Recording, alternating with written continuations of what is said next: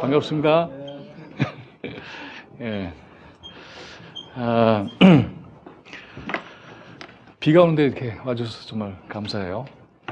오늘 우리는 동화를 들고 거기에서 뭐가 있을까 하고 이제 캐보는 광부가 돼볼 겁니다. 그래서 광맥을 따라 내려가다 보면은 생각지도 않은 보물을 만날 수도 있고 고생만 진탕하다가 그냥 집에 갈 수도 있어요. 그건 모르겠어요. 제가 질문 하나 드려볼게요. 여자들이 말이 많아요? 남자들이 말이 많아요? 예? 정말 여자들이 말이 많아요? 사람에 따라서 다르기도 하죠. 근데 어떤 공식적인 그런 틀과 논의와 이런 데서는 누가 더 말을 많이 하죠? 그러네요. 여자들은 도리어 입을 다무는 경우가 많죠. 공식과 비공식이라고 분류를 하는 것은 부당할 수도 있겠지만, 그러나 그냥 상식적인 개념에서 공식이란 틀 속에서는 여성들은 발언할 기회도 많지 않고 또 얘기도 잘 안 해요. 눈치 보는 경우가 더 많아요. 여자들이 말을 많이 하면 남자들이 눈총을 줘요. 비공식적인 자리에서는 여성들이 훨씬 자유롭게 얘기를 많이 하죠. 분명히 그렇죠. 공식사라고 하는 것 속에는 주인공들의 대부분 남자들입니다. 그렇죠. 그러니까는 여성들은 어떻게 되죠? 공식적인 역사 속에서는 주로 배제되거나 또는 주변적 위치에 몰리게 돼요. 근데 이 사람들이, 즉 여성들이 공식적인 역사 속에서 또 공식적인 담론 속에서는 배제되거나 밀려나거나 주변적인 위치에 있던 사람들이 주도권을 발휘하는 데가 있습니다. 그게 바로 민담과 동화예요.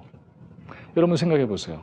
그냥 머리에 떠올리기만 하더라도 민담이나 동화의 대부분의 많은 주인공들은 누굽니까? 훨씬 더 많죠. 누가? 여자 아이들이 더 많아요. 백설공주, 오즈 마법사의 도로시, 숲속에 잠자는 미녀, 많죠. 빨간 두건의 소녀. 헨젤과 그레텔은 온후의 얘기지만 주인공이 누굽니까? 결국에는 그레텔이라고 하는 여자아이죠. 그런 동화나 민담은 언제나 여자아이들이 주인공이다라는 얘기를 하려는 것이 아니라, 사실은 동화 속에는 보통의 공식적인 얘기 속에서 담겨져 있지 않은, 그래서 배제되어 있던 사람들의 목소리가 절절하게 담겨져 있어요. 그리고 그것은 때로는 여자이기도 하고요, 때로는 농민이기도 하고, 때로는 나무꾼이기도 하고, 때로는 쫓겨나가는 사람이기도 하고, 직접 대놓고 얘기할 수 없을 때에는 동물을 앞세우죠. 그래서 난 여우한테 그런 거야, 나는 늑대한테 그런 거야, 발뺌을 할 수가 있죠. 그런 식의 이야기들이 동화 속에는 적지 않게 담겨져 있습니다. 근데 이제 문제는 세월이 지나고 나니까는 그 얘기의 본래의 맥락을 잃어버리는 거죠. 그래서 이게 왜 시작된 거지? 누구를 가리키는 거지? 그리고 이야기 속에 담겨져 있는 긴장을 우리는 잊어버립니다. 그래서 이야기의 본질을 잘 알지 못하는 경우가 굉장히 많아요. 그런 얘기를 이제부터 시작할 겁니다. 동화독법에 나와 있는 이야기들은 거의 대부분 여러분들이 잘 아는 이야기예요. 10가지 정도의 얘기가 담겨져 있는데, 그 중에 한 가지 혹시 익숙치 않은 이야기는 바보들의 나라 켈렘 정도고, 나머지는 뭐 잘 아는 얘기죠. 근데 참 재밌는 게 있어요. 잘 아는 것 같은데 사실은 잘 몰라요. 예를 들자면, 미운 오리 새끼 얘기를 물어보면 알죠. 얘기해봐 그러면 잘 몰라. 그냥 미운 오리 새끼가 어느 날 백조가 돼서 행복하게 살았다, 끝. 백설공주 거울아 거울아, 그리고서는 쫓겨나가서 난장이하고 있다가 왕자가 와서 목에 걸린 사과가 톡 하고 뱉어져서 깨어났다, 끝.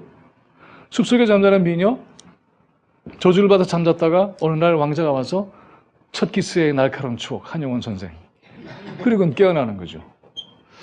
중간에 어떤 일들이 이루어졌지? 이거를 되돌이킬 기회가 사실은 별로 없었던 거예요. 어릴 때 읽고 난 다음에는 그 기억으로 동화가 유지되고 있기 때문에 커서 다시 동화를 읽을 수 있는 기회라고 하는 것은 웬만하면 주어지지 않아요. 이건 뭘 뜻하느냐 하면, 아는 것 같은데 사실은 놓치고 있는 얘기가 굉장히 많고 그 이야기가 고정관념으로 우리 안에 박혀 있는 거예요. 억울해지는 건 뭐냐 하면 사실은 그 얘기를 잘 들여다보면 우리의 인생과 우리의 삶과 그리고 인간을 이해하는데 굉장히 소중한 힘을 얻을 수가 있는데 그걸 놓치고 있는 거죠. 제가 지난번에 제 책 북콘서트에서 이런 얘기를 했습니다. 동화 그 가운데에서도 너무나 누구나 잘 알고 있는 동화의 힘은 어디에 있는가 했을 때 누구나가 그 동화에 대해서 발언할 수 있는 권리가 생겨요. 동화의 민주주의 그렇게 제가 얘기를 했는데 정말 그렇잖아요. 너는 알 것이 다 알고 있잖아요. 그래서 소통을 할 수가 있습니다. 잘 모르는 얘기는 그 얘기부터 듣고 시작해야 돼요. 근데 아는 얘기는 다 누구든지 얘기할 수 있죠. 근데 아까도 얘기했다시피 사실은 생각보다 잘 몰라요. 그래서 이 이야기는 제가 동화의 재해석이라고 하는 차원이 아니라 내용적으로 보면 재해석처럼 보이죠. 그래서 사실은 동화에 이미 존재하고 있는 그 이야기들을 보자는 거예요. 원래 그 이야기에 있는 거죠. 근데 우리가 모르고 놓치는 것들이 굉장히 많아요. 그래서 우스갯소리로 이런 얘기했어요. 숲속에 잠자는 미녀 다 아시죠? 근데 이 여자아이가 정말 숲속에 자고 있었던 거예요. 혹시 아시는 분? 이 여자아이는 숲속에 자고 있었던 거예요? 그래요? 혹시 아는 분? 말씀해 보세요. 성에서 자고 있었어요? 좀 더 구체적으로. 아니. 자기 방에서 자고 있었지. 그리고 그 얘기에서 잠자는 사람은 미녀, 공주 한 사람뿐이었어요? 그러네요. 그쵸? 이 공주는 그럼 왜 숲속에 산다고 얘기했죠? 응? 성이 숲속에 있었기 때문에. 아, 그런 거예요? 그런 거구나. 자, 그러면 이 아이는 몇 년 동안 잤죠? 100년. 찾아온 남자는 그러니까 100년 연하. 너무 멋있죠? 부러워요? 그 얘기를 추측해 나가다 보면 굉장히 재미있는 얘기들을 할 수가 있어요. 놓치는 거죠. 100년 사이에 무슨 일이 났지? 이 남자애는 왜 찾아왔지? 그리고 정말 우리가 만약에 그 숲속에 현실에 있다고 한다면 그 여자아이가 잠자고 있는 방을 찾을 수 있을까? 간단치 않아요. 그리고 그 안에 사람들이 자고 있는 모습은 거의 좀비 수준이 아닐까요? 이거 진짜 황당한 거지. 그렇죠. 이야기 현재 안에 들어가게 되면은 우리의 상상력을 엄청나게 풍부하게 만드는 사건들이 굉장히 많이 있어요. 인어공주 얘기도 굉장히 에로틱하죠. 아시죠, 여러분? 어떤 사람이 그래요. 그 얘기를 하니까는. 근데 왜 상체는 여자아이고 하체는 물고기예요? 거꾸로는 안 되나요? 그래서 그때는 안데르센이 고민했을지도 모르겠다고. 민어로 할 거야? 숭어로 할 거야? 광어로 할 거야? 근데 의미가 있죠. 이 여자아이가 하체를 가지게 된 것, 그래서 성적인 그러한 성장 과정을 거치게 돼서 여성으로서의 모습을 가지게 됐는데, 그리고 나서 첫 자기가 사랑했던 남자와 만났던 그 순간은 어떤 순간인지 여러분 다 아시죠? 얘기를 읽어본 사람은 알 거예요. 바닷가에서 표류해서 눈 뜨고 보니까 눈앞에 누가 있었죠? 왕자가 있었죠. 그리고 인어공주는 어땠죠? 다 벗었죠. 누드예요. 왕자는 볼 것을 다 봤다. 자식이 옷이라도 덮어주지. 얘기는 그렇게 시작돼요.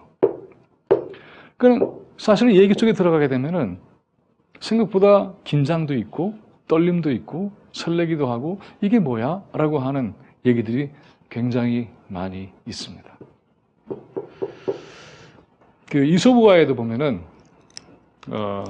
개미와 배짱이 같은 경우도 되게 재밌잖아요. 다 아시죠? 개미와 배짱이 보면은 겨울에 개미들이 자기 먹을 것을 열심히 정전하고 있는데 누가 문을 두드리죠. 문을 열었더니 누가 나오죠? 배짱이가 찾아온 거잖아요. 왜 배짱이가 그래서 뭐라고 얘기합니까? 먹을 것을 좀 줄 수 있겠니? 그랬더니 개미가 뭐라 그러죠? 여름내 뭐 했어? 라고 하지 않고 뭐라 그랬죠? 나는 네가 지난 여름에 한 일을 알고 있다. 그렇게 했잖아요. 맞죠? 그러면서 시작되는 얘기예요. 근데 이야기 속에는 그래서 잘 읽어보면 굉장히 재밌는 것들이 많이 있습니다. 저는 동화도법을 얘기할 때마다 언제나 단골 메뉴처럼 처음에 문을 따는 이야기가 있어요. 그게 뭐냐 하면 혹시 책을 읽어본 사람은 알겠지만은 양치기 소년과 늑대 이야기예요. 이 이야기는 굉장히 쉬워요. 그리고 모르는 사람은 없을 거예요. 그렇죠? 혹시 잘 모르는 분 계세요? 네? 다 알죠? 이렇게 한 다음에 한번 해볼래요, 그러면? 자, 그 이야기는 이렇게 되죠. 한 소년이 양을 치고 있었는데 어느 날 심심했는지 어쨌는지 모르겠지만 좌우지간 늑대가 나타났다라고 절규를 합니다. 그랬더니 마을 사람들이 온통 이것저것 들고 나와서 늑대를 퇴치하기 위해서 모이죠. 근데 알고 봤더니 꽝이야. 그 투덜거리고 자식이 말이야. 집에 돌아가죠. 근데 이게 엄청난 학습 효과 아니에요. 아니 세상에 자기 한 말을 누가 그렇게 들어준 적이 있어요? 근데 한마디 하니까 마을이 난장판이 되고 뒤집어지는 거 아니에요. 이건 놀라운 권력의 경험이에요. 그렇죠? 그래서 이 아이는 한 번 더 거짓말을 합니다. 그랬더니 사람들이 몰려 나와요. 그러다가 보니까 또 아니죠. 그 다음에 어떻게 됐죠? 집으로 돌아가죠. 근데 문제는 정작 진짜 늑대가 나타났을 때에 터진 거죠. 아이는 절규를 합니다. 그러나 마을 사람들은 이미 그 아이에 대해서 관심을 두지 않아요. 그리고 어떻게 됐죠? 어떻게 됐어요? 네? 늑대가 양을 잡아먹었다. 그렇게 끝나죠. 너무나 잘 알고 있는 얘기시죠? 그래서 이 이야기는 뭐죠? 거짓말하지 마라. 그런 거죠? 정말 그래요? 이 얘기를 들고선 정말 그래요라고 할 줄 알았죠. 자, 그럼 이 얘기는 도대체 뭘 얘기하는 걸까요? 여러분은 또 우리는 오랫동안 이 이야기에 대해서 거짓말을 하지 말라는 교훈으로 이 우화를 이해해 왔죠. 맞아요? 혹시 다른 답변이 가능합니까? 그 마을 사람들이 처음에 왔을 때 한번 자기네가 이런 상황을 딱 봤을 때 그 이후에 조치를 취하지 않았기 때문에 너무 잘 얘기해 줬어요. 훌륭해요. 자, 그럼 그 얘기를 하도록 합시다. 자, 굉장히 통찰력 있게 말씀하셨어요. 그 얘기가 필요한 거죠. 자, 우선 얘기를 이렇게 생각해 봅시다. 여러분은 거짓말을 할 때가 있죠. 안 한다는 건 거짓말이죠. 그러면 거짓말을 할 때 이 이야기가 생각이 나서 땀이 막 흐르고 진땀이 나고 막 가슴이 아프고 그래요? 나는 거짓말하는 저 양치기송이 될 수 없다라고 그렇게 생각이 됩니까? 그래요? 안 그렇죠. 그러니까 이 이야기는 거짓말을 막아내는 데는 별로 약발이 없네요. 그런데 그 반대로 이 이야기를 듣는 순간에 여러분들은 뭘 떠올리죠? 거짓말을 떠올리잖아요. 그렇죠. 그러면은 이 이야기는 우리한테 거짓말이라고 하는 고정관념을 언제나 만들어내는 셈이네요. 맞습니까? 거기까지? 예. 자, 그렇다면 이제 아까 저분이 대답했던 그 지점을 향해서 가는 과정을 한번 같이 밟아봅시다. 굉장히 중요한 얘기를 하셨어요. 자, 그러면 이 소년은 무슨 역할을 해야 되는 거예요? 양들을 잘 지켜야 되는 거죠. 맞죠? 근데 양들을 어떻게 잘 지키죠? 네? 양들을 잘 지킨다는 건 어떤 겁니까? 양들을 잘 지킨다는 건 어떤 뜻이에요? 네? 도망 못 가게. 도망 못 가게? 그래, 도망 못 가게. 다른 것들이 해치지 못하게. 그는 좋은 걸 먹여주고, 마실 걸 마시게 해주고, 영양 상태를 잘 유지해주고, 그러나 결정적인 것은 위기가 왔을 때에 이 양들을 잘 지켜주는 일이죠. 그래서 이 소녀는 그 위험을 막아내야 되는 책임이 있는데, 사실은 늑대가 나타났을 때 소년이 늑대하고 맞짱 뜨는 건 굉장히 위험한 일이에요. 어른 남자가 늑대하고 싸운다 하더라도 그건 뭐 목숨을 담보할 수 없는 일이니까. 그래서 이야기가 준 정보만 보더라도 어떻게 되어 있죠? 양들을 퇴치하는 책임은 누구한테가 있나요? 마을 사람들이 하는 거잖아요. 애는 뭐만 하면 돼요?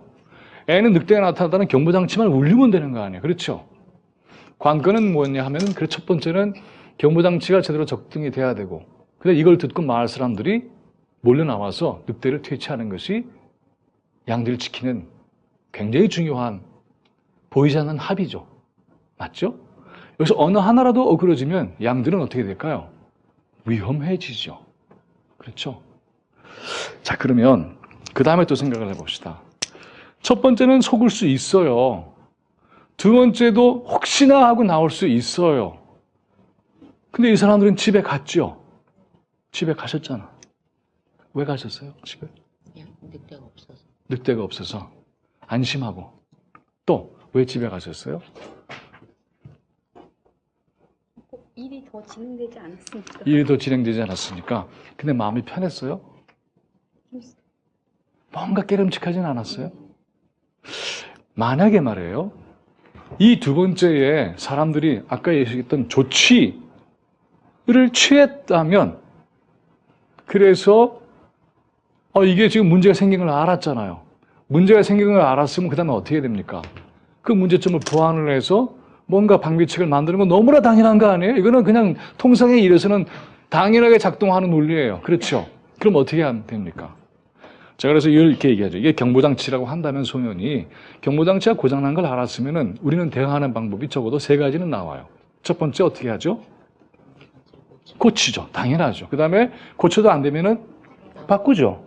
바꾼 것도 혹시 모르니까 그 다음에 플랜 B, 대안을 세우겠죠. 당연히 그렇게 하겠죠. 근데 안 했잖아, 이 사람들이. 만약에 이 마을 사람들이 그때 모여서 그냥 집에 가서 흩어지는 게 아니라, 그리고 이건 저놈이 거짓말을 해서 다 이렇게 된 거야 라고 욕만 하는 게 아니라 모여서 어떻게 하지? 하고 논의하기 시작했다고 한다면은 양들을 지킬 수 있는 가능성이 높아졌을까요? 낮아졌을까요? 당연히 높아졌겠죠. 근데 안 하고 갔잖아. 왜 안 하고 갔죠?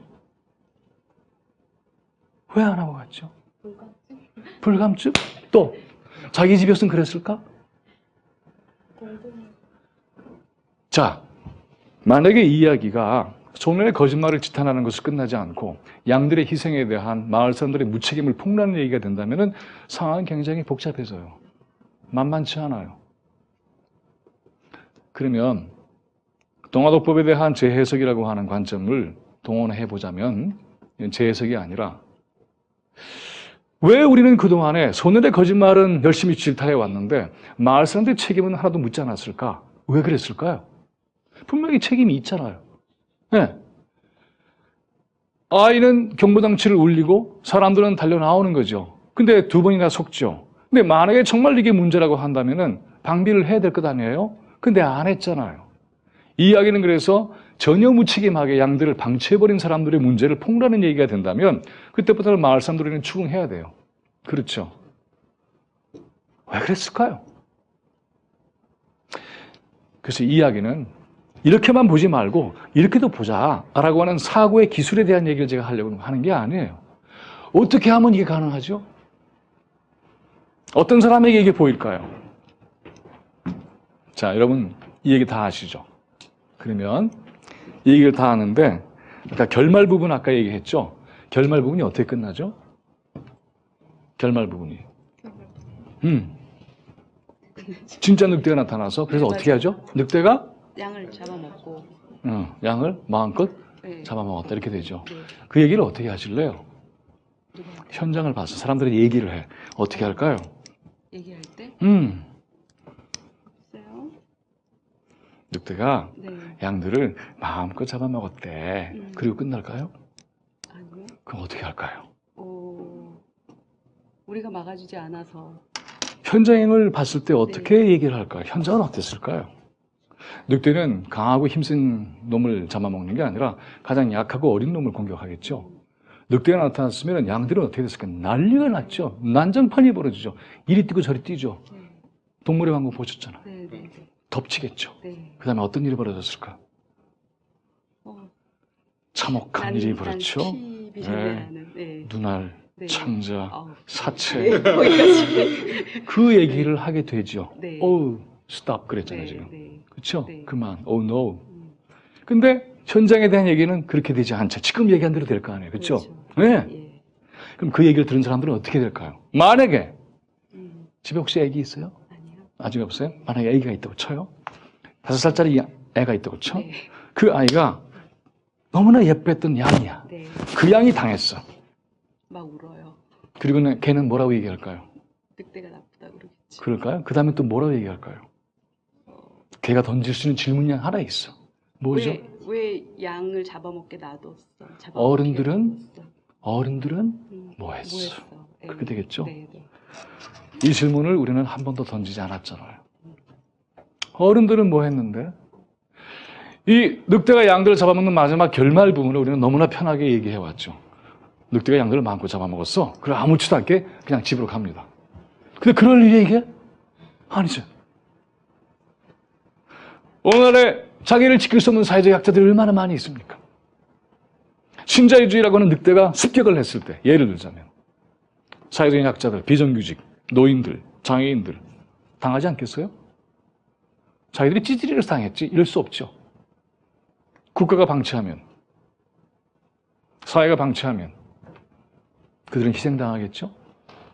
이들을 지켜주는 공동 책임을 묻는 얘기라고 한다면 이때 이야기는 우리한테 굉장히 중요한 사회 철학적 성찰을 시작하게 하는 굉장히 의미 있는 얘기로 변모해요.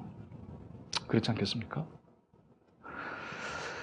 근데 이 소녀는 또 어떻습니까? 이 소녀는 늑대 출몰에 대한 정보를 완전히 독점하고 있는 거예요. 그렇죠.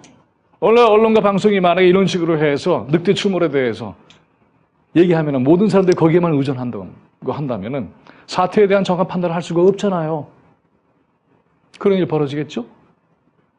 그것은 아주 오래전 2000년 전의 이솝 우화에서만 일어나는 일이 아니라 사실 오늘의 현실에서도 일어납니다. 본래 이야기는 거짓말을 자꾸 하다 보면 나중에 신뢰를 잃게 되지. 그 다음에는 아무 소용이 없어. 이 정도의 교훈으로 정리됐던 이야기예요. 그러나 얘기를 가장 잘 들여다보기 시작하면 양들의 희생에 대한 마을 공동체의 책임이 반드시 물어져야 되는 얘기네요. 만약에 마을이 잘 준비를 했다면, 그래서 정말 늑대가 나타났을 경우에는 어떻게 하지? 라는 방비책을 내세웠다면 그러면 보통 문제가 아니죠. 이런 논의가 시작되는 매우 중요한 시민민주주의의 성찰을 위한 얘기로 변모할 가능성이 충분히 있죠. 얘기를 했던 이솝은 오래전 그리스의 정치에서 노예인에서 자유인으로 됐던 사람들이에요. 그런 사람이에요. 특권계층, 소수가 지배하는 정치에 대해서 비판했다가 암살당해요. 그들이 쥐고 있는 세상에 대해서 도전하지 않고 깨어있지 않은 사람들이 있게 된다면 어떻게? 결과는 자기를 방어할 수 없는 모든 많은 사람들이 희생당할 가능성이 있는 것을 모르느냐라고 묻는 얘기가 된다면, 그래서 이 얘기에 대해서 우리가 그런 질문을 만나게 된다면 이야기는 다시는 우리에게 거짓말을 한 소년의 문제가 아니라 자기를 방어할 수 없는 사회적 약자들을 지키지 못했던 마을 공동체 책임에 대한 뼈아픔을 느끼게 하는 얘기가 될 가능성이 있겠죠? 이런 문제에 대한 얘기를 하기 시작하면 우리는 아주 작은 얘기 같지만 그 안에 우리는 정치, 경제, 윤리, 사회 모든 얘기를 할 수 있어요. 만만치 않은 얘기가 이 안에 담겨 있습니다. 얘기라고 하는 것은 뭔가 얘기하고 싶어서 하는 거예요. 근데 그 안에는 굉장히 많은 장치와 상징과 당대의 의미가 있는 것들이 있어요. 예를 들자면 서양 동화나 민담에는 약한 존재를 습격하는 것이 늑대로 나타나지만은 우리 같은 경우에는 늑대가 안 나타나요. 대신 누가 나타나죠? 호랑이가 나타나요. 네. 그러니까 호랑이가 이렇게 나오잖아요. 여러분 잘 아시는 얘기처럼 떡 하나 주면 안 잡아먹지 이렇게 시작하는 얘기 다 아시죠? 이것부터 기만이죠. 담배 피는 호랑이는 있어도 떡 먹는 호랑이는 없어요. 실제로 이 호랑이는 떡을 먹기 위해서 그 엄마한테 떡 달라고 한 게 절대 아니었잖아요. 우리는 이 얘기가 탕가놀이들이 민중들을 기만하고 하나씩 빼먹다가 나중에 완전히 다 빼먹고 그 집안까지 망쳐먹는 그런 의도를 드러낸 얘기인 걸로 우리는 충분히 알아요. 아이들은 그래서 저기서 자기를 지켜내기 위해서 치열한 노력을 합니다. 세상에 이러한 탐관오리나 권세자들이 사람들을 기만하는 술수가 얼마나 놀라운 것인지 얘기 속에서 보면은 호랑이가 엄마 옷을 입고 목소리도 변장을 해서 손도 밀가루를 묻혀가지고 밀가루를 탁 묻혀서 속이잖아요. 근데 이걸 누가 속아? 금방 보면 알지. 그렇죠? 그런데 혹시나 하고 이상하네? 딱 듣고 알아야 되는데 긴가민가해. 손도 좀 이상한 것 같고. 근데 딱 봐서 알지 못하는 거예요. 그만큼 사람들을 기만하고 빼먹었던 세력들이 오랫동안 사람들을 속여왔던 이 시스템, 이 현실을 뚫고 나갈 수 있는 방법이 없었던 사람들의 한맺힘이 이 얘기 속에 들어있어요. 그 한맺힘의 얘기 얼마나 많아요. 천녀 귀신 얘기. 그렇잖아요. 사또번 죽어. 귀신이 나타나서. 진실을 말할 수 없게 해요. 그 진실은 거기는 이방이나 거기는 토독들이 다 알죠. 한 여성이 어떻게 짓밟혔는지 그걸 고발하는 순간에 어떻게 되겠어요? 그 마을은 뒤집어지는 거 아니에요? 그 말 못하게 하려고. 그 못 듣게 하려고. 똑똑한 담이 큰 청년 사또가 그 문제를 해결하잖아요. 근데 이걸 우리나라에서 남낭 특집으로 만들어버려. 아니잖아요. 네. 처절하게 울부짖는 그 절규를 담아내서 누군가가 들어줬으면 좋겠는데 이 한을 풀어줬으면 좋겠는데 풀지 못해요. 그 한을 푸는 사람들은 무당구슬하죠. 그러나 그걸로 풀리는 게 아니잖아요. 이 여인의 죽음은 누가 가져온 거야? 어째서 죽었어? 왜 그랬어? 이런 거 아니에요. 빨간 두건의 소녀 같은 경우도 보면은 숲속에 있는 할머니한테 사과를 들고 가다가 늑대한테 당하는 그런 얘기잖아요. 우리나라는 늑대 대신에 여우가 등장하죠. 근데 여우는 남자가 아니라 여자예요. 소금장수가 살아 넘어가다가 밤이 이슥해져서 갈 곳이 없어졌는데 그때 집 하나가 있어. 톡톡 들였더니 너무나 예쁜 여자가 나오는 거죠. 반갑죠. 재수만 좋으면 그건 모르는 거니까 그날 자고 있는데 부엌에서 달그락 달그락 소리가 나잖아요. 솥을 끓이고 잡아먹을 준비를 하는 거잖아요. 여우는 이렇게 등장하죠, 우리한테는. 근데 서양에서는 늑대가 대신 등장합니다. 그리고는 그 늑대가 여자아이를 공격하는 얘기가 나와요. 그런데 늑대는 누구예요? 남자예요? 엄마들이 딸한테 모든 남자들은 늑대야 조심해. 이럴 때의 늑대입니까? 그럴 수도 있어요. 인생이란 숲을 헤쳐나갈 때에 난덮는 위험과 위기와 그런 게 있죠. 그러나 현실로는 어떤 엄청난 정치적 메시지를 가지고 있느냐면 숲은 장원 경제예요. 그걸 쥐고 있는 건 영주예요. 그 마을의 처녀는 다 영주의 성적 유린의 대상이에요. 초약권이라는 말이 역사적으로 증명될 수 있는지 없는지는 모르겠지만 논란이 있어요. 하지만 초약권이라는 말이 등장할 정도로 그 동네에 반반하고 예쁜 여자애들은 다 영주의 늑대와 같은 탐욕에 희생당할 수 있는 가능성을 가진 존재들이에요. 나중에 어떻게 합니까? 사냥꾼이 와서 늑대의 배를 갈라서 이 여자와 할머니 살리고 돌무더기를 집어넣고 죽여버리잖아. 그런 권력을 뒤집어 버리는 거 아니에요. 늑대가 누군지 그 당시에 듣고 있는 사람은 다 알아요. 그게. 그래서 그 마지막에 해결 방법에 대해서 박수를 치고 박장대소를 할 수밖에 없어요. 지나가던 영주가 아, 얘네들 늑대 얘기하는구나 이렇게 하는 거지 뭐. 하지만 사실은 자기 얘기하는 건지 모르는 거죠. 그러니까 이렇게 우화나 동화에는 모든 동화가 그렇다고 얘기하는 건 아니에요. 근데 문제는 그것이 담겨있는 이 얘기를 읽지 못하고 있다는 게 문제인 거예요. 이렇게 얘기를 해요. 동화독법에 대해서 이렇게 얘기를 하면은 동화, 아이들이 읽는 순수한 동화인데 정치나 사회적인 의식으로 훼손한다라고 반발하는 사람들도 있어요. 그럴 수 있어요. 자연에 대한 얘기를 하고 있는데 그걸 정치적 메시지가 있다라고 얘기할 수는 없는 거 아니에요. 그건 아니죠.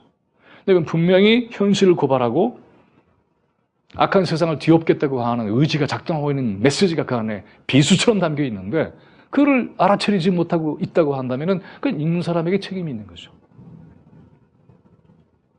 그런 얘기는 도처에 있습니다. 이 민담이나 우화는 어떻게 보면은 과거에 사람들을 교육시키는 굉장히 중요한 교육 자료였어요. 이야기를 통해서 아까 얘기했던 것처럼 보세요. 너 12시 넘어서 한강변에 혼자 나가지 마. 내 따라. 그 얘기를 하는 거 아니에요. 네, 숲속에 혼자 가다가 늑대한테 당할 수 있어. 조심해. 이런 얘기 하는 거 아니에요? 더 나가서는 이렇게 얘기할 수 있죠. 늑대는 언제나 늑대의 모습처럼 하고 있지는 않는다. 조심해야 돼. 이렇게 얘기할 수 있잖아요. 얼마나 중요한 자기 딸에 대한 보호, 교육이에요. 그렇죠? 그러니까 이런 얘기 속에는 자기를 지켜내고 또 정말 강하고 폭력적인 세력이 자기를 짓밟는 것에 대해서 물리치는 지혜를 전수하는 민중들의 지혜가 강처럼 흐르고 있는 것을 우리는 알아야 해요. 그러면은 생각보다 굉장히 많은 보물들을 건질 수가 있습니다. 뿐만이 아니라 본래 그 얘기를 가지고 우리가 새로운 얘기를 만들어낼 수 있는 매우 중요한 인문학적 상상력도 발휘할 수가 있어요. 오늘 인어공주 얘기를 다 할 수는 없지만 가령 이런 거죠. 인어공주가 이거 정말 기가 막힌 일을 당하는 거 아니에요? 아니 자기의 누드를 다 봤지, 사랑한다 그러지, 뭐 애무하지, 키스하지, 뭐 가슴에다 머리 파묻지, 하고 싶은 거 다 해. 그런 다음에 아버지가 다른 여자 한 손 좀 보라 그랬는데 그냥 손 보는 거야. 결혼 너하고 할 거야. 그러놓고 어떻게 해요? 아니었잖아요. 그 얘한테 뭘 시켜요? 결혼식 날 시녀를 시키잖아요. 뒤에서 드레스 맞추고 가게 하잖아요. 얼마나 기가 막혀. 눈 돌아가지 않겠어요? 죽이고 싶잖아요. 근데 죽여야만 살아요. 죽여야만 살 것 같잖아요. 언니들이 머리카락을 잘라서 그걸 팔아갖고 칼을 가져오죠. 그 칼을 들고 첫날 밤 그 방으로 들어가요. 자기가 원래 자려고 했던 방 아니에요, 원래? 자기가 있어야 될 방 아니에요? 옷 안 입고 있었을 거 아니에요? 첫날 밤에 뭐 옷을 입어? 죽이고 싶죠. 그러다가 칼을 바다에 버리죠. 근데 만약에 이야기가 여기서 끝나지 않고 들었는데 왕자가 눈을 떴네? 봤어. 근데 인어공주는 그냥 이러고 있다가 버리려고 그랬는데 사태가 그게 아니게 됐잖아요. 자네를 체포해라! 체포당하는 거지.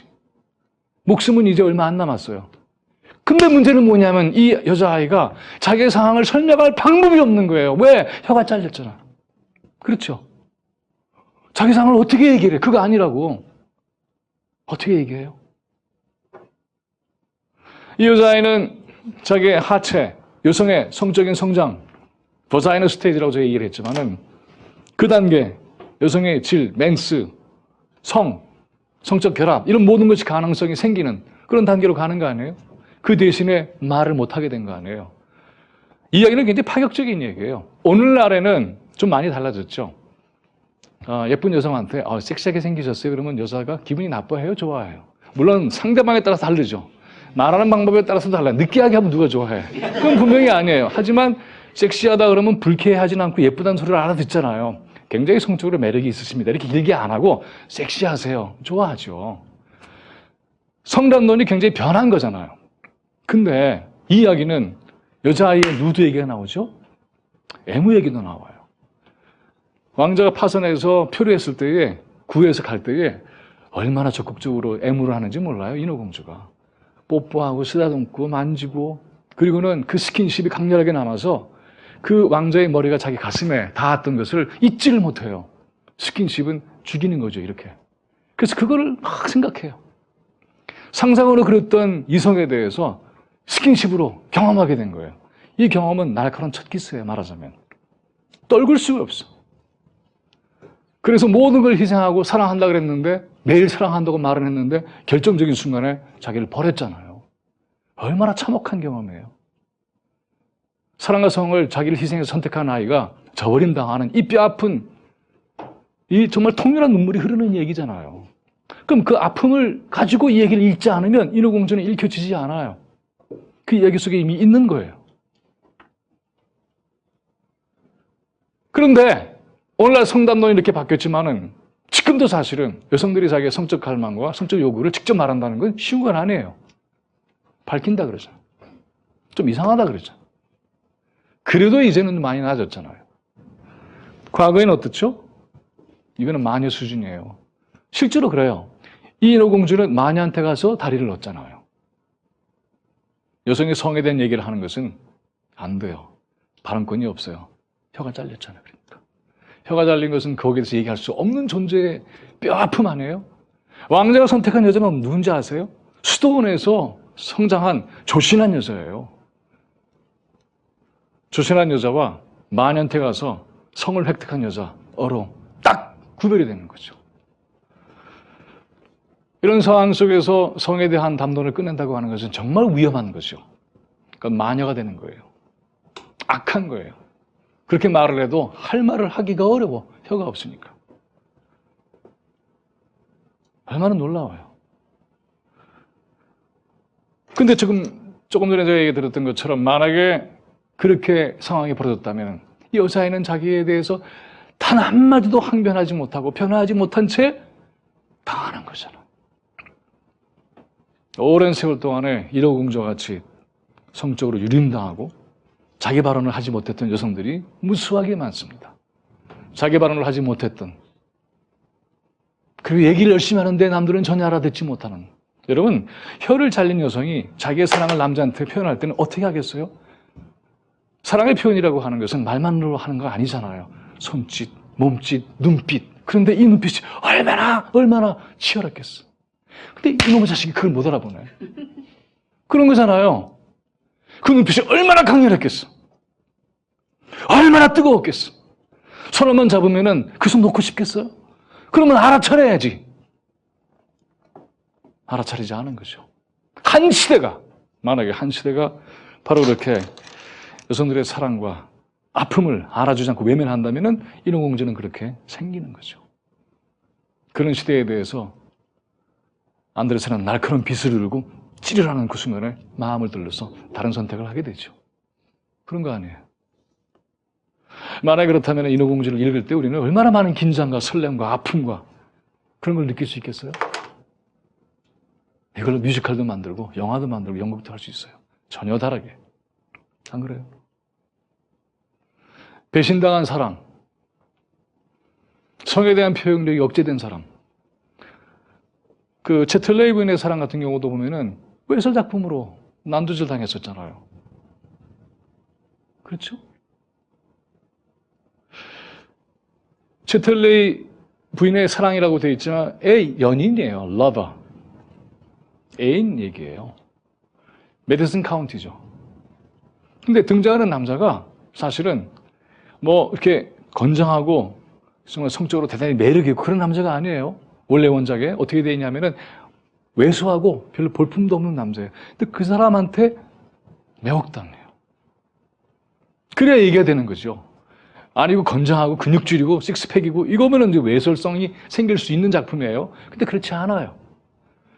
주인공 코니가 매혹을 느끼는 건 다른 데에 있어요. 꽃 이름 다 알아요. 풀 이름 다 알아요. 그리고 사랑과 애무를 할 때 그렇게 정성스럽게 할 수가 없어요. 이 모든 것이 코니 자기 자신에 대한 정체성을 인식하고 깨닫는데 굉장히 중요한 경험이 돼요. 성으로만 얘기하자면 성은 그래서 이 코니 주인공 여기에서 굉장히 중요한 자기의 존엄성과 존재의 가치를 확인하고 발견한 너무나 중요한 그런 영역이 되는 거예요. 이거는 무엇과 대조되어야 되느냐 하면은 성이라고 하는 것은 남성 위주로 담론이 펼쳐져 왔기 때문에 어떤 거였어요? 성은 유린하는 것, 남자가 마음대로 할 수 있는 것, 성적 배설의 대상 이렇게만 되어 왔던 관계를 깨트리는 얘기잖아요. 이것만을 가지고 얘기하는 게 아니라 그 얘기가 되어지는 맥락 전체를 바라보게 되면은 성담론이 갖고 있는 해방의 감격과 강도는 엄청나게 큰 거예요. 인어공주를 처음 읽었을 때 느꼈던 사람들의 충격파 이건 대단했겠죠? 어떻게 이런 얘기를 쓸 수 있어? 남자들의 기만과 호의를 폭로하잖아요. 사랑한다고 하면서 눈빛은 전혀 아니야. 그런 거잖아요. 철저하게 그 기만을 폭로해버리죠. 그리고서는 여성이 갖고 있는 사랑의 승리를 얘기해요. 남자여 반성하라. 그런 얘기잖아요. 엄청난 드라마가 여기서 숨쉬고 있잖아요. 아이들만 읽을 얘기가 전혀 아니죠. 아이들한테 정식으로 해주려면 굉장히 진땀이 나는 그런 얘기들이에요, 사실은. 그런 얘기만 담겨 있잖아요. 헨젤과 그레텔 얘기도 사실은 아이들한테 해주기 어려운 얘기죠. 엄마 아버지가 버리는 얘기잖아, 아이들을. 친부모로 설정되어 있어서 원래는 아버지하고 친엄마. 근데 친엄마들이 항의를 해서 바꿔요, 계모로. 근데 이것도 사실은 폭력이죠. 새엄마는 언제나 그런 거예요? 아니잖아요. 새엄마는 더 힘들어요. 아이들 야단도 잘 못 쳐요. 야단 치면은 새엄마니까 야단 친다 이렇게 되지. 얼마나 힘들어. 그러니까 그렇게 고정관념 갖는 것도 폭력이에요, 사실은. 그걸 전제로 하고 생각을 해봅시다. 기근이 들었을 때 아이들을 버립니다. 그런 일은 이 사람에게만 있었던 것이 아니라 중세 당시에 여기저기에 도처에 펼쳐져 있었던 그런 상황이고 현실이었어요. 지금도 버려요, 부모들이. 교육을 통해서. 안 버려요? 애를 잡잖아. 그걸 버리는 거지. 아니에요? 끼고 있으면 끼고 있는 건가? 그렇지 않아요. 버리는 거죠. 온 사회가 힘을 다 합해서 교육이라는 이름 하에 아이들을 버리고 있잖아요. 황폐한 인간으로 만들어서 사람의 존엄성 그런 거 없이 살아요. 그래서 아이들은 죽잖아요. 아이들이 죽잖아요. 어제도 죽었잖아. 그저께도 죽었고. 4학년짜리가 초등학교. 우리 사회 전체가 버리고 있는 거죠. 이 이야기는 더 확대하자면 국가가 사회가 사람들을 버리는 얘기죠. 자기를 전혀 방어할 수 없는 사람들, 아까 양 얘기도 있지만 그런 존재를 버리는 얘기잖아요. 노인을 버리고 장애인을 버리고 비정규직을 버리고 그러고 있지 않아요? 네가 알아서 살아. 내가 어떻게 다 책임지니? 숲에다 갖다 버리죠. 알아서 돌아와? 그런 거죠. 알아서 돌아오죠. 처음에 조약돌과 달빛으로. 놀라운 얘기죠. 강한 자들이 전혀 예상하지 못했던 약한 자들의 연대가 헨젤과 그레텔을 귀환하는 데 성공하게 해요. 우리 사회는 도처에 조약돌과 달빛 역할을 하면서 많은 사람들을 연대의 힘으로 구하는 일이 벌어져요. 우리 봤잖아요. 용산 잠사 이후에도. 쌍용차도 그렇고. 다 그런 거 아니에요? 권세자들이 보기에는 조약돌밖에 안 되죠. 이 사람들이 가지고 있는 조명빨이라고 하는 것은 달빛밖에 안 되죠. 그러나 헨젤을 집으로 돌아올 수 있게 합니다. 그레텔을 집으로 돌아올 수 있게 해요. 얼마나 엄청난 충격이에요? 부모가 버리다니. 이 사회가 나를 버리다니. 어떻게 이럴 수가 있어? 그런 거잖아. 이거를 전혀 몰랐던 게 아니라 들어요, 애들이 또. 그 부모가 뭐라 그러냐면 우리가 먹을 건 없지만 어떻게 애들을 좀 살려봅시다 라고 얘기하는 게 아니라 어떻게 얘기합니까? 우리도 먹을 게 없는데. 야, 이렇게 얘기를 합니다. 그러니까 이게 감당할 수 없는 얘기를 아이들이 듣는 거예요. 국가 재정이 이런데 어떻게 복지국가를 해? 4대 강에 먼저 써야지. 그것도 지금 부족한 판에 무슨 노령화 사회로 되고 있죠? 고령화 사회예요. 55에서 65세 은퇴해요. 누구나 늙어가요. 늙으면 두 가지 문제가 생겨요. 돈이 없어요. 수입원이 없어요. 건강을 지킬 수 없어요. 어디로 가야 돼요? 독거노인으로 죽어가는 분들은 소수가 아니에요, 이제는. 만약에 우리 사회 국가가 그걸 말하지 못하면 헨젤과 그레텔은 도처에서 만들어져요. 헨젤과 그레텔은 어디에서나 그래 돌아올 수 있을 것이다. 그렇지 않아요. 돌아올 것을 염려해서 두 번째는 어떻게 합니까? 문을 걸어 잠가버리잖아요. 그때 헨젤은 빵을 가지고 갑니다. 빵 조각을 떨어뜨리는데 실패하죠. 세상에는 자기보다 배고픈 사람들이 있는 거잖아요. 모든 권력자들은 표를 얻기 위해서 나에게 오라, 빵을 주겠다. 그 유혹하죠. 숲속에서. 그래서 우리는 표를 줍니다. 등골을 빼먹어요. 그게 이 과자집에 있는 마녀의 정체예요. 너무너무 친절하게 대해줘요. 세상에 이렇게 좋은 사람이 어디 있어? 그런 거잖아요. 최근에 드라마 추적자에서 대통령 후보 강 누구죠? 그렇게 나오잖아요. 서민을 위한 정치를 하겠습니다. 그래서 주인공이 어떻게 합니까? 돈을 모아서 주잖아요. 서민을 위한 정치구나. 근데 어떻게 하죠? 등골 빼먹는 거 아니에요. 마녀가 등골 빼먹잖아요. 헨젤은 너무나 총명한 아이죠. 그래서 어떻게 합니까? 기지를 발휘하죠. 조약돌과 달빛을 통해서 약한 자들의 연대를 도축할 줄 알았고 가난한 자들, 배고픈 자들과 함께 할 줄 알았고, 그리고 닭뼈 하나 가지고도 자기 생명을 살리는 아이예요. 그렇죠? 마녀가 키워서 잡아먹겠다. 광야에 가두는데 매번 조사를 하지만 닭뼈를 내밀어서 속이죠. 기만하는 자를 기만하는 지혜는 매우 중요합니다. 이건 윤리적으로 질타의 대상이 전혀 아니에요. 나치스가 유태인을 축출하기 위해 잡고 학살을 하기 위해서 네 아버지 어디 있니? 그러면 아버지인데 가르쳐줘야 돼요? 아니잖아요. 분명히 그렇죠. 생명과 죽음이라는 문제로 이해를 하면 얘기는 달라지기 시작해요. 그래서 어떻게 합니까? 이 과정에서 중요한 것은 그레텔은 맨날 울기만 했던 아이예요. 사태만 벌어지면 감당할 수 없이 찔찔찔 짜요. 오빠는 맨날 달래줘요. 그런데 마녀의 집에서 이 그레텔은 시녀가 됩니다. 하녀가 돼요. 자기가 점점 지혜가 자라요. 자기를 도와줬던 오빠는 이제 없어요. 자기가 감당해야 돼. 모든 민단과 동화에는 주인공이 처음에는 아무것도 못했는데 그 과정을 거쳐서 전혀 새로운 존재로 돼요. 결말에서 이 두 아이는 집으로 돌아옵니다. 떠났을 때 헨젤과 그레텔과 다른 헨젤과 그레텔이 되는 거예요. 이게 이야기의 핵심이에요. 어떤 헨젤과 그레텔일 것인가? 이것을 우리는 읽어야 합니다. 어떻게 하죠? 그레텔이 마녀가 그러죠. 이제 네 오빠를 잡아먹어야 되겠어. 기가 막히죠. 불을 떼워야 되겠어. 머리가 돌아갑니다. 어떻게 하는지 몰라요. 길에 내려 보여도 들어가죠. 뒤에서 밀어버리죠. 미는 걸로 끝나는 게 아니라 문을 걸어 잠궈버려요. 정말 주도면밀해요. 아는 거죠. 하나도 당황해하지 않아요. 얼마나 놀라운 일이에요. 기겁할 일 아니에요. 무서운 일 아니에요. 그 일도. 그 얘기를 듣고 있던 사람들은 마녀가 가지고 있던 권력이 무너지는 것을 봐요. 혁명의 불길이 타오르는 거죠. 더 중요한 게 있어요. 그리고는 오빠를 구해서 집으로 돌아가는 게 아니에요. 그 집에는, 마녀의 집에는 보물이 그득했어요. 세상에 이럴 수가 있어. 사람들은 빈곤에 처해서 허덕거리고 살 길이 없어서 아이를 갖다 버리고 있는데 혼자서 모든 불을 독점하고 있는 거 아니에요? 네? 어제 이 아무개 그렇게 했잖아요. 성실하게 대답했대. 전 그래서 성실하게 받았구나. 자, 참. 이런 세상에 대해서 사람들은 노여할 수밖에 없잖아요.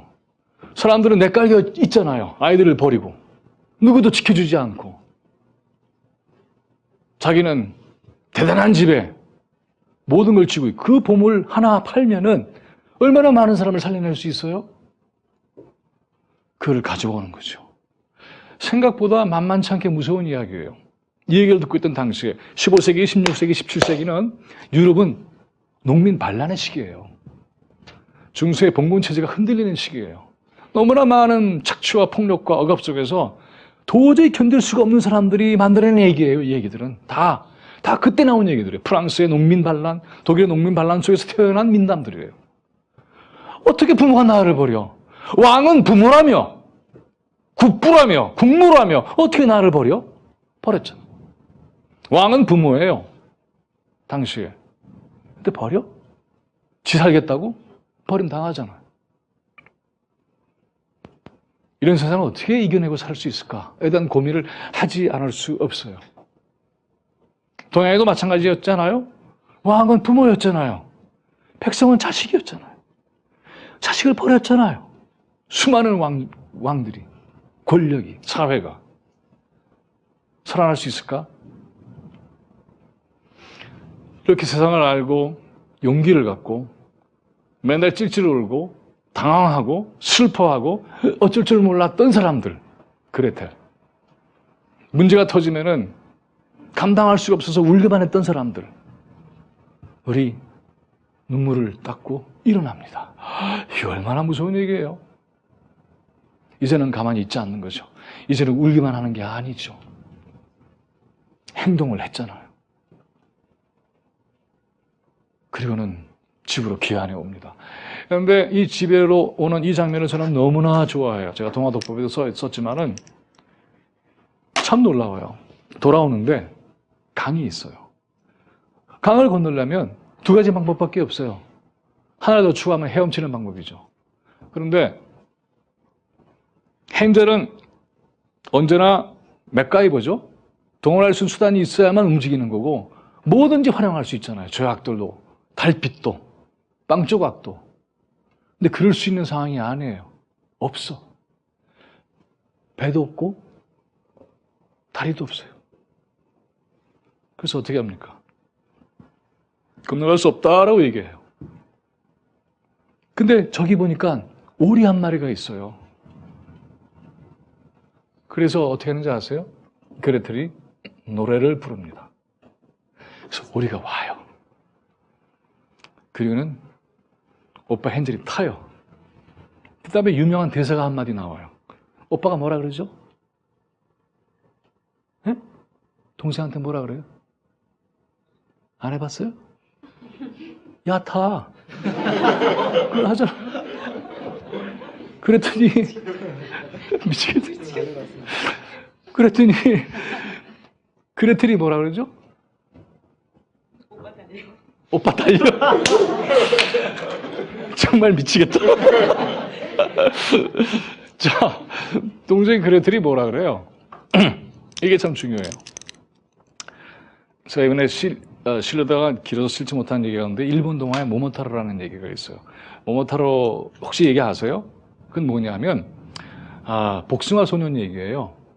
할머니 할아버지가 슬아에 자식이 없었는데 할아버지는 산에 나무하러 가고 할머니는 빨래하러 갔다가 복숭아가 둥둥 떠내려와서 할머니가 그걸 들고 집에 가서 딱 할아버지랑 나눠 먹으려고 그랬는데 쪼개지면서 아이가 태어나서 그 아이가 성장해서 귀신을, 도깨비를 퇴치하는 그런 얘기예요. 자, 그런데 그 얘기 재미있는 게 있어요. 근데 재미있기 전에 하나 생각해야 될 게 있어요. 우리 고정관념적 독법에, 그 동화독법에 있어서 문제가 되는 건데 할아버지는 나무하러 가고 할머니는 빨래하러 가셨대. 그러면 사람들은 옛날 얘기가 시작되는구나 라고 생각을 해요. 현실에서 생각해 보세요. 어떤 생각이 들어요? 할아버지가 돼서도 나무하러 가야 돼. 할머니가 돼서 빨래하러 가야 돼. 좋아요? 빨래는 봄, 가을에만 하나? 여름에만 해? 겨울엔 더러운 데를 입고 다녀요? 할아버지 나무하면 그 나무는 마트에 가서 물건 가지고 오는 것도 힘들어 죽겠는데 나무를 해갖고 와야 되잖아요. 그거 얼마나 힘들어. 그런 정황을 이해해야만이 이 두 할머니 할아버지가 모모타로라는 손이 태어났을 때 느꼈던 그 감격이 뭔지를 알게 돼요. 자기의 삶을 자기가 힘겹게 노년을 버티고 있는 사람들의 얘기예요. 근데 재밌는 것은 할머니가 빨래를 하고 있는데 냇물에서 이만한 복숭아가 둥둥 떠내려와요. 그 할머니가 너무나 그 복숭아를 가지고 싶어요. 그래서 어떻게 하는지 아세요? 이 할머니도 노래를 불러요. 그래서 할머니 앞으로 복숭아가 와요. 이게 이제 남자와 여자의 대응 방법에 대한 차이를 딱 대조해서 얘기할 수는 없지만 대철의 경향이 거기에 적용이 되는데 남자의 대응과 여자의 대응이 참 다른 것 같아요. 남자 같으면 어떻게 했을까요? 몸은 그 복숭아가 떠내려와. 노래 절대로 안 부르지. 어떻게 하죠? 나무가지를 꺾어다가 매달려서 막 쳐서 자기 앞으로 오게 하게 돼 있어요. 남자들은 그래요. 안 그래? 그러죠? 그러면 아까 오리 얘기해 봅시다. 오리는 어떻게 할 것 같아요? 오리를 어떻게 끌고 올까요? 내 앞으로. 노래 부를 것 같아요? 네? 어떻게 할 것 같아요? 밧줄을 던져서 목을 끌고 오지. 근데 그레텔은 노래를 불러요. 그리고는 오빠는 이 오리가 탈 것이지만 그레텔은 뭐라고 대답하죠? 네? 둘이 타면 빠져 죽지 않아 라고 얘기하지. 뭐가 응이에요? 그렇게 안 한다니까? 그렇게 얘기 안 하고 그레텔이 뭐라고 대답하는지 혹시 아세요?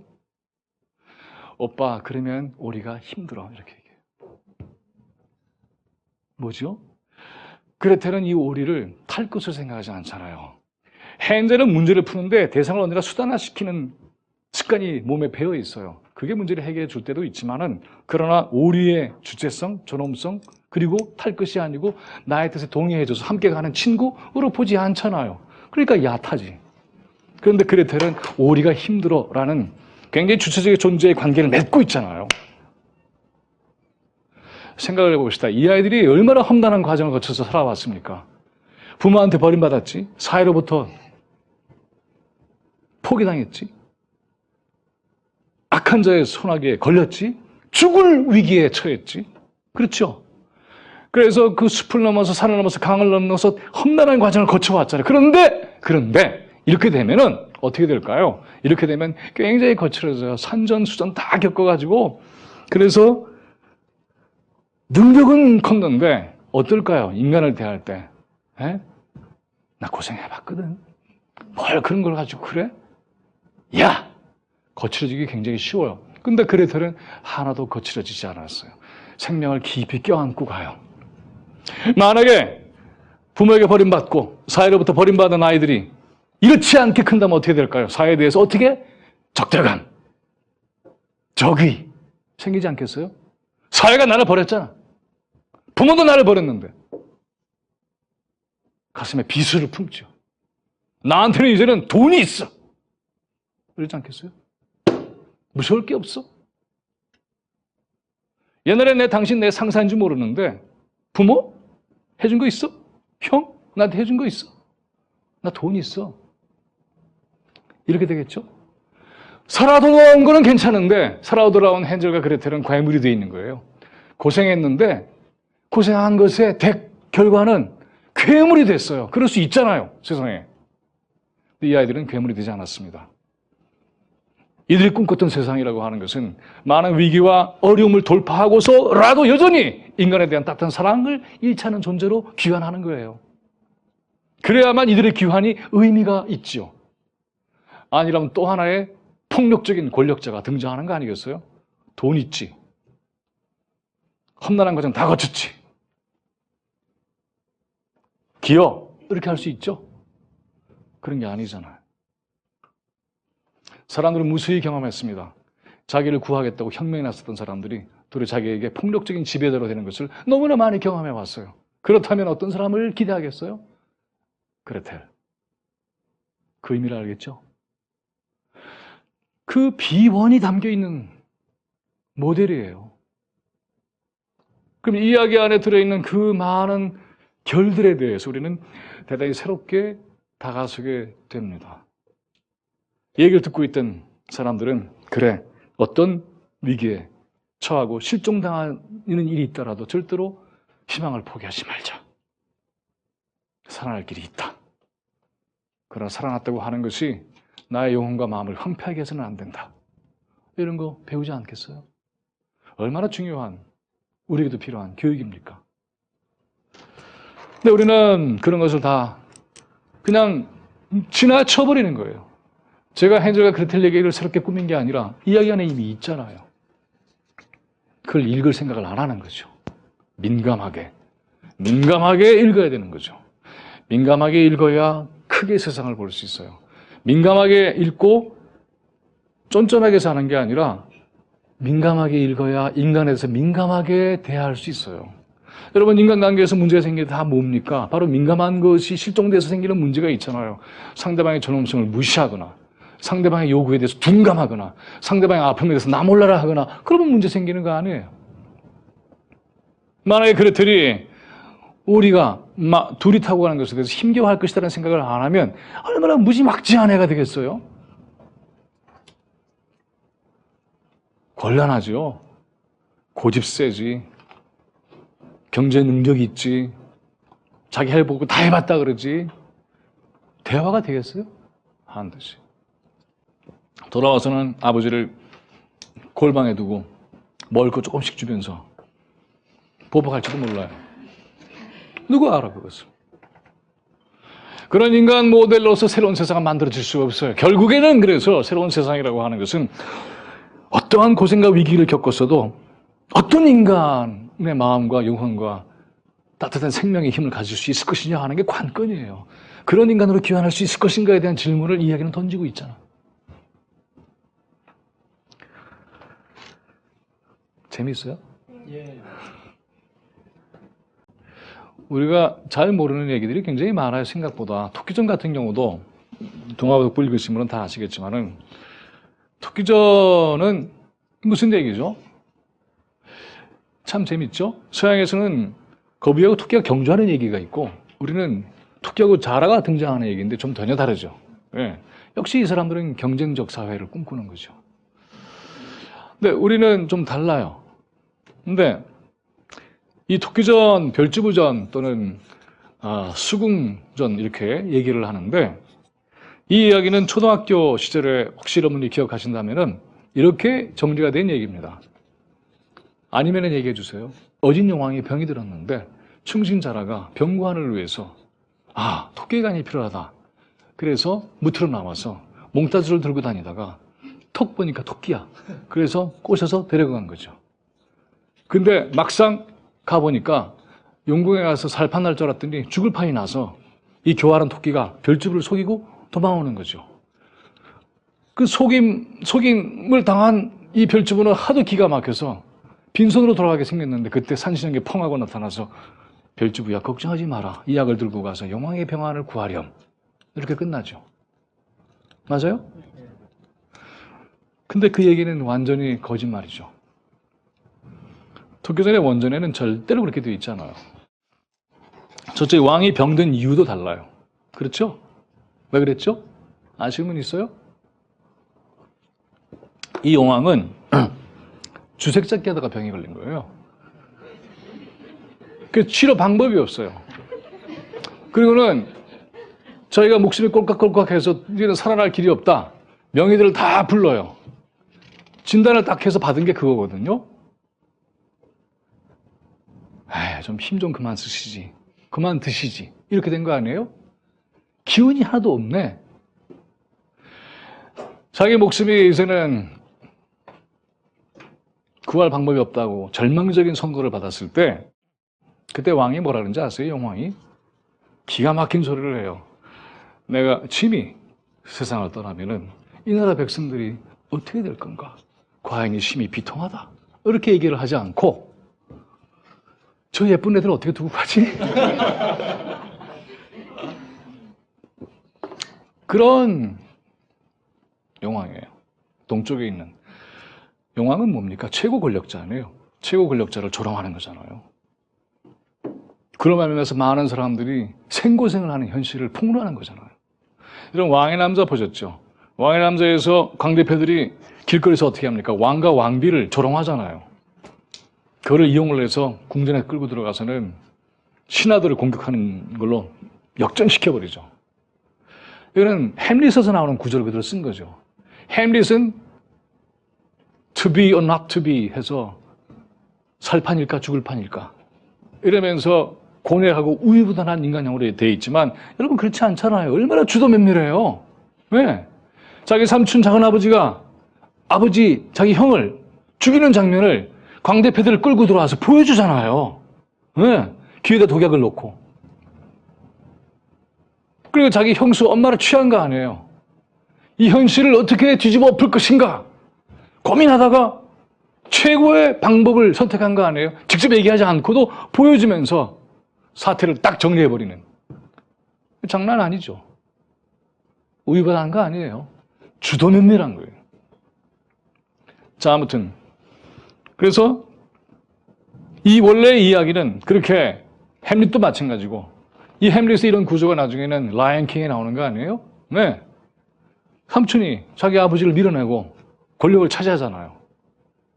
그 라이언 킹에 나오는 그 주인공 이름이 뭐죠? 어린 사자? 심바가 나중에는 권력 탄환을 하는 그런 얘기가 되는데 그것도 햄릿 구조예요. 햄릿은 비극이지만 아무튼 그래서 토끼전은 그와 같은 왕권의 그 추악한 면모를 폭로하는 얘기로 시작이 돼요. 그래서 저는 이 토끼전을 선택한 이유가 너무 궁금했어요. 왜 하필이면 토끼야? 그리고 토끼의 간이야?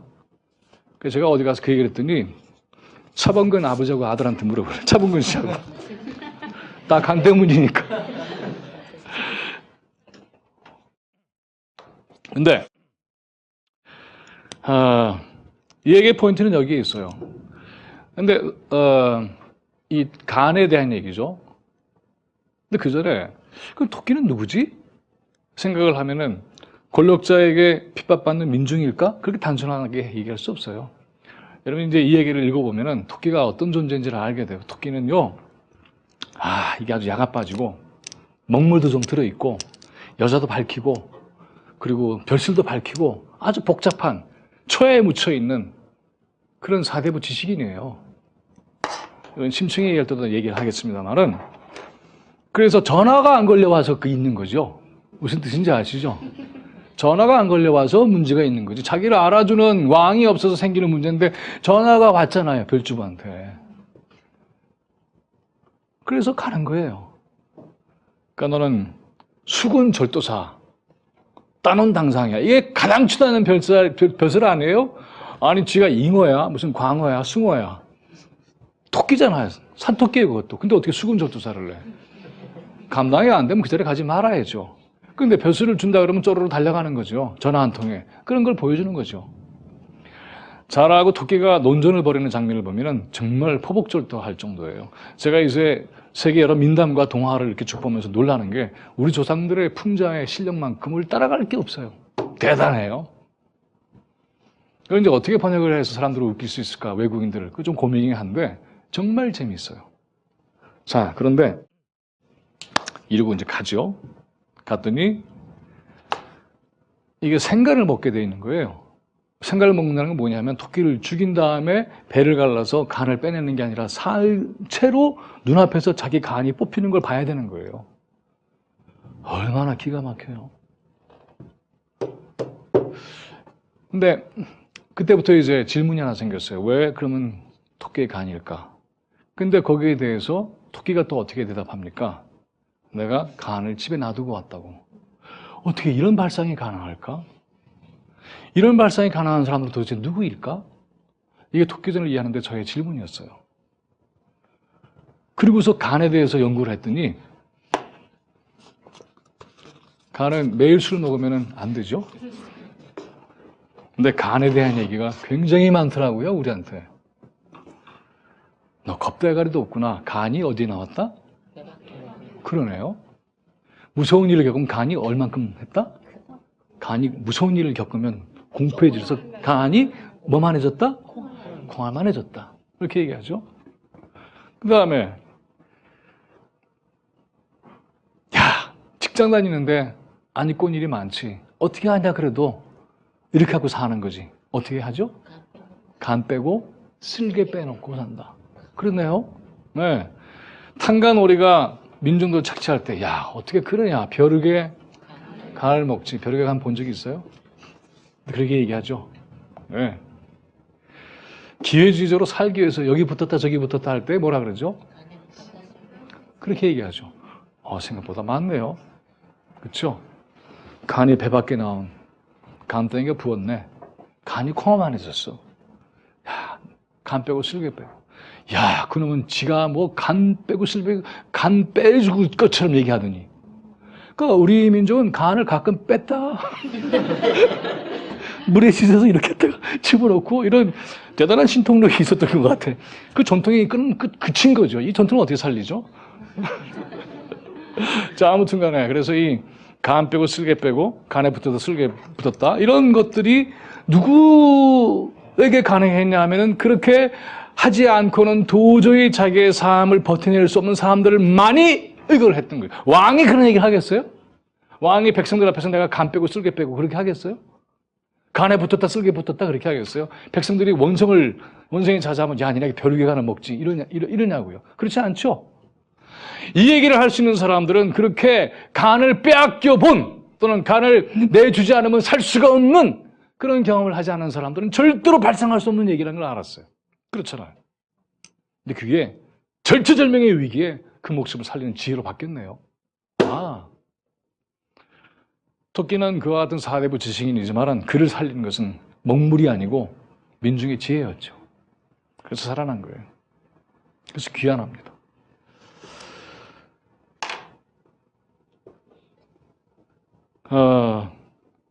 전화가 오면은 권력에 줄대기 바쁜 지식인들, 사대부들을 모조리 한 방에 날리는 얘기죠. 그러지 말라는 거죠. 너 가면 죽어. 상대방이 네가 이뻐서 부르는 거 아니야. 수틀리면 언제든지 내쳐. 그렇잖아요. 토사, 구팽. 그 현실을 똑바로 알아. 너가 함께 해야 될 사람도 누군지 아니? 그런 얘기가 그 안에 숨어 있어요. 그 다음 얘기가 또 하나 있는데 그 여러분이 한번 읽어보세요.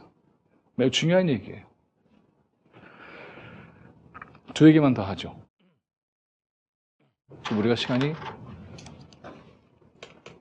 좀 있네요. 원래 이제 여러분들 질문을 좀 받아야 하는데 제가 질문도 드렸으니까는 혹시 얘기 듣다가 질문할 수 있으면 질문하세요. 동화도법에 저는 이 심청전과 신데렐라 얘기를 굉장히 좋아하는데 굉장히 좋아해요. 둘 다 여자애들 얘기예요. 그렇죠? 심청전은 좀 짧게, 신데렐라는 좀 길게 그렇게 얘기를 할 수 있는지 한번 해봅시다. 심청이 얘기해서 이제 좀 생각을 해볼 것은 이런 거죠. 심청전을 읽어보면 재밌는 얘기가 굉장히 많은데 몇 가지만 거론을 해보죠. 심청의 심자가 무슨 심자예요? 네? 여러분이 아는 심자가 대표적으로 뭐가 있죠? 마음 심자 확실히 있죠. 네. 마음 심, 그 심청이는 마음이 청, 맑은 그런 아이가 맞아요? 아닌 것 같죠? 그 무슨 심자죠? 깊을 심? 네, 아니고 가라앉을 심이에요. 옆에 숫자를 쓰면 침수, 뭘 쓰면 침몰 읽을 수 있는 심자예요. 성어로 쓰면 심으로 읽어요. 그러니까 이거는 이제 말놀이를 하는 거죠. 당시에는 이제 한자로 사고를 하니까. 그래서 심청이를 마음이 맑은 애로 들어도 상관이 없죠. 그 말을 들으면 사람들은 마음 심자가 더 중요하니까는 뭐 상관이 없어요. 그 효과를 노리는 그런 방식이에요. 우리말에도 있어요. 제가 누군가 아파가지고 병원에 가서 이렇게 병문안을 간 적이 있었는데 이분이 이제 병원에 좀 오래 있었어요. 근데 병원에 가면은 병원 식사가 나오잖아요. 그 식사의 가장 중요한 품목이 뭐죠? 밥이 아니고 국이 아니고 병원에 안 가보셨구나. 주로 처음에 뭐가 나오죠? 소화가 안 되니까 죽이 나오죠. 그 죽을 매번 먹으면 얼마나 재미가 없어요. 그래서 이분이 그 메뉴가 딱 나오니까는 또 죽이야 이렇게 해서 죽상이 되더라고요. 그래서 제가 뭐라 했냐면 야, 이 메뉴 죽이네? 그래서 우리가 죽이 잘 맞았어요. 자, 같은 말인데 전혀 다르게 쓰이죠? 우리말도 그렇게 할 수 있죠? 마찬가지예요. 그래서 가라앉을 심인데 마음 심이라고 생각해도 괜찮은 거죠. 그러나 가라앉을 심을 쓴 이유를 우리는 금방 알겠죠, 이제는. 심청이가 물속에 가라앉잖아요. 그래서 뿅 올라와서 맑은 모습으로 태어나잖아요. 그렇죠? 아버지는 심학규예요. 이름 그냥 짓지 않아요. 학자는 그냥 아는 거는 여러분이 많이 아는 거는 학 말고는 별로 없죠. 학자. 규자는 별규자. 걸음걸이가 우아할 규자 이런 뜻인데 책과도 관련이 있어요. 무슨 단어가 떠올리죠? 책과 관련된 규자 하면은 자, 그렇죠. 규장각. 네, 선물 없습니까? 상품? 규장각 그렇게 되어 있죠. 그러니까 이 집안은 심학규의 집안은 책 읽는 독서인의 4대부 집안이에요. 심학규가 몇 살에 눈이 머는지 아세요? 처음부터 눈이 머는 게 아니에요. 글줄 깨나 읽다가 20살에 눈이 멀어요. 그리고 나서는 곽부인과 만나서 살다가 여차저차 되는 건데 봉사 안 해요. 눈 멀었잖아요. 시각장애인이잖아요. 안 됐잖아요. 하지만 여러분이 심청전을 읽어보면 기가 막힌 얘기가 굉장히 많아요. 이 신봉사가 문제가 많아요. 심청의 엄마는 심청이를 낳고 오래오래 평안하게 잘 살죠. 네? 아니죠. 그렇죠? 낳고 곧 죽죠. 골병이 들어서 죽어요. 부인이 열심히 봉양을 하니까 살만해졌어요. 가난한 살림이. 어느 날 그래서 고맙다 그래요. 그 치하하는 줄 알았죠. 그랬더니 신봉사가 입을 딱 벌리고 하는 얘기가 이제 그만 고생하라고. 그게 얼마나 기분이 좋아요. 근데 내가 원이 하나 있다. 그 여자가 갑자기 덜컹하지 마음이. 무슨 얘기 할지 뻔히 알잖아요. 애가 없다는 얘기 하는 거 아니에요. 근데 애가 없다는 얘기를 하는 것은 당시 조선조의 유교 윤례 덕목으로 볼 때 무슨 문제가 되는 거예요. 널 쫓아낼 수도 있다. 첩을 들을 수도 있다. 이런 얘기 아니에요. 철거지하게 들어가는 거 아니에요. 그러니까 무슨 얘기를 하려고 저랬지? 긴장하죠. 뭐 내가 첩을 드리겠다는 얘기도 아니고 너 나가라는 얘기도 아니고 괄호 속에 가른 예를 들어서 치성을 좀 드리자고. 누굴 죽일 일이 있어? 지금도 죽어나게 고생을 하고 일을 했는데 그래서 불공이니 구신이 뭐니 안 드리는 게 없는데 문제는 이것을 다 감당하려고 하니까 이 여인이 혹독한 노동에 시달려요. 그래서 죽는 거예요. 그러니까 이 인간은 어떤 인간이에요? 문제가 많은 인간이지. 지조차고 마누라 고생하는데 방치한 거 아니에요? 그 결과 중에 하나가 뭐예요? 300석을 누가 감당하라고? 그 집에 자기는 개우물에서 호적거렸는데 그걸로 다 난리인데 다른 인당수에 빠지는 거예요. 얼마나 기가 막혀요. 그러니까 이 신봉사라고 하는 인물은 어떤 의미를 갖게 되느냐 하면은 자기가 원하는 것을 위해서 누군가의 희생에 대해서 몰라라는 인간이에요, 사실은. 아니, 300석을 뭐 어디서 나오죠, 그게? 자기 집에서 누가 그걸 감당하죠? 근데 사태가 그렇게 벌어지니까 심청이는 기도를 해요. 무슨 기도를 하냐면, 여러분은 잘 모르시겠지만, 심청전에서는 유명한 기도예요. 좋은 놈씨 하나 잡읍시다. 이게 기도예요. 실제로 그래요. 정말 괜찮은 남자 하나 나타나서 내 발자 좀 고쳐달라. 그럼 아버지도 편하고 나도 편하고 좀 그런 방법이 없을까? 그랬을 때에 뱃사람 얘기가 들려오는 거죠. 그래서 몸을 던지는 거예요. 심청 얘기를 하려면 한참 많은데 뭐 한 가지 더 들자면은 예를 들어서 심청이의 이름은 아버지가 짓지 않아요. 엄마가 지어요. 이것도 파격적인 거예요. 있을 수 없어요. 심청이의 정신적 계보는 엄마인 거죠. 아버지가 아니에요. 여성의 정신적 계보의 중심이다 이런 거 없어요. 조선조 유교 사회에서는. 그러니까 심청전이라는 얘기 자체가 굉장히 파격적인 얘기예요. 이런 발상 자체가. 그렇지 않아요? 제가 파격적으로 얘기하는 게 아니라 얘기 자체가 그렇잖아요. 어떻게 엄마가 자기 자식 이름을 지어. 그리고 이름도 청. 대단한 거죠. 그렇게 짓지 않죠. 네. 말순이 뭐 이런 식의 짓지 청 그런 거 없어요. 근데 엄마가 짓잖아요. 나중에 이 선백성 말고도 재산을 다 모아서 힘들지 않게 살려고 하니까 그걸 보고 와서 들러붙은 꽃뱀이 뺑덕 엄마죠. 뺑덕 엄마가 꽃뱀 아니에요. 그러니까 또 다른 남자 붙어서 또 도망가잖아요. 어지러운 남자예요, 이 남자가. 근데 저는 심청전에서 두 가지 얘기만 드릴게요. 이 얘기는 오랫동안에 걸쳐서 자기 희생적 효에 대한 미덕을 칭송하는 얘기로 되어 왔어요. 근데 사실 여러분 읽어보세요. 그렇지 않아요.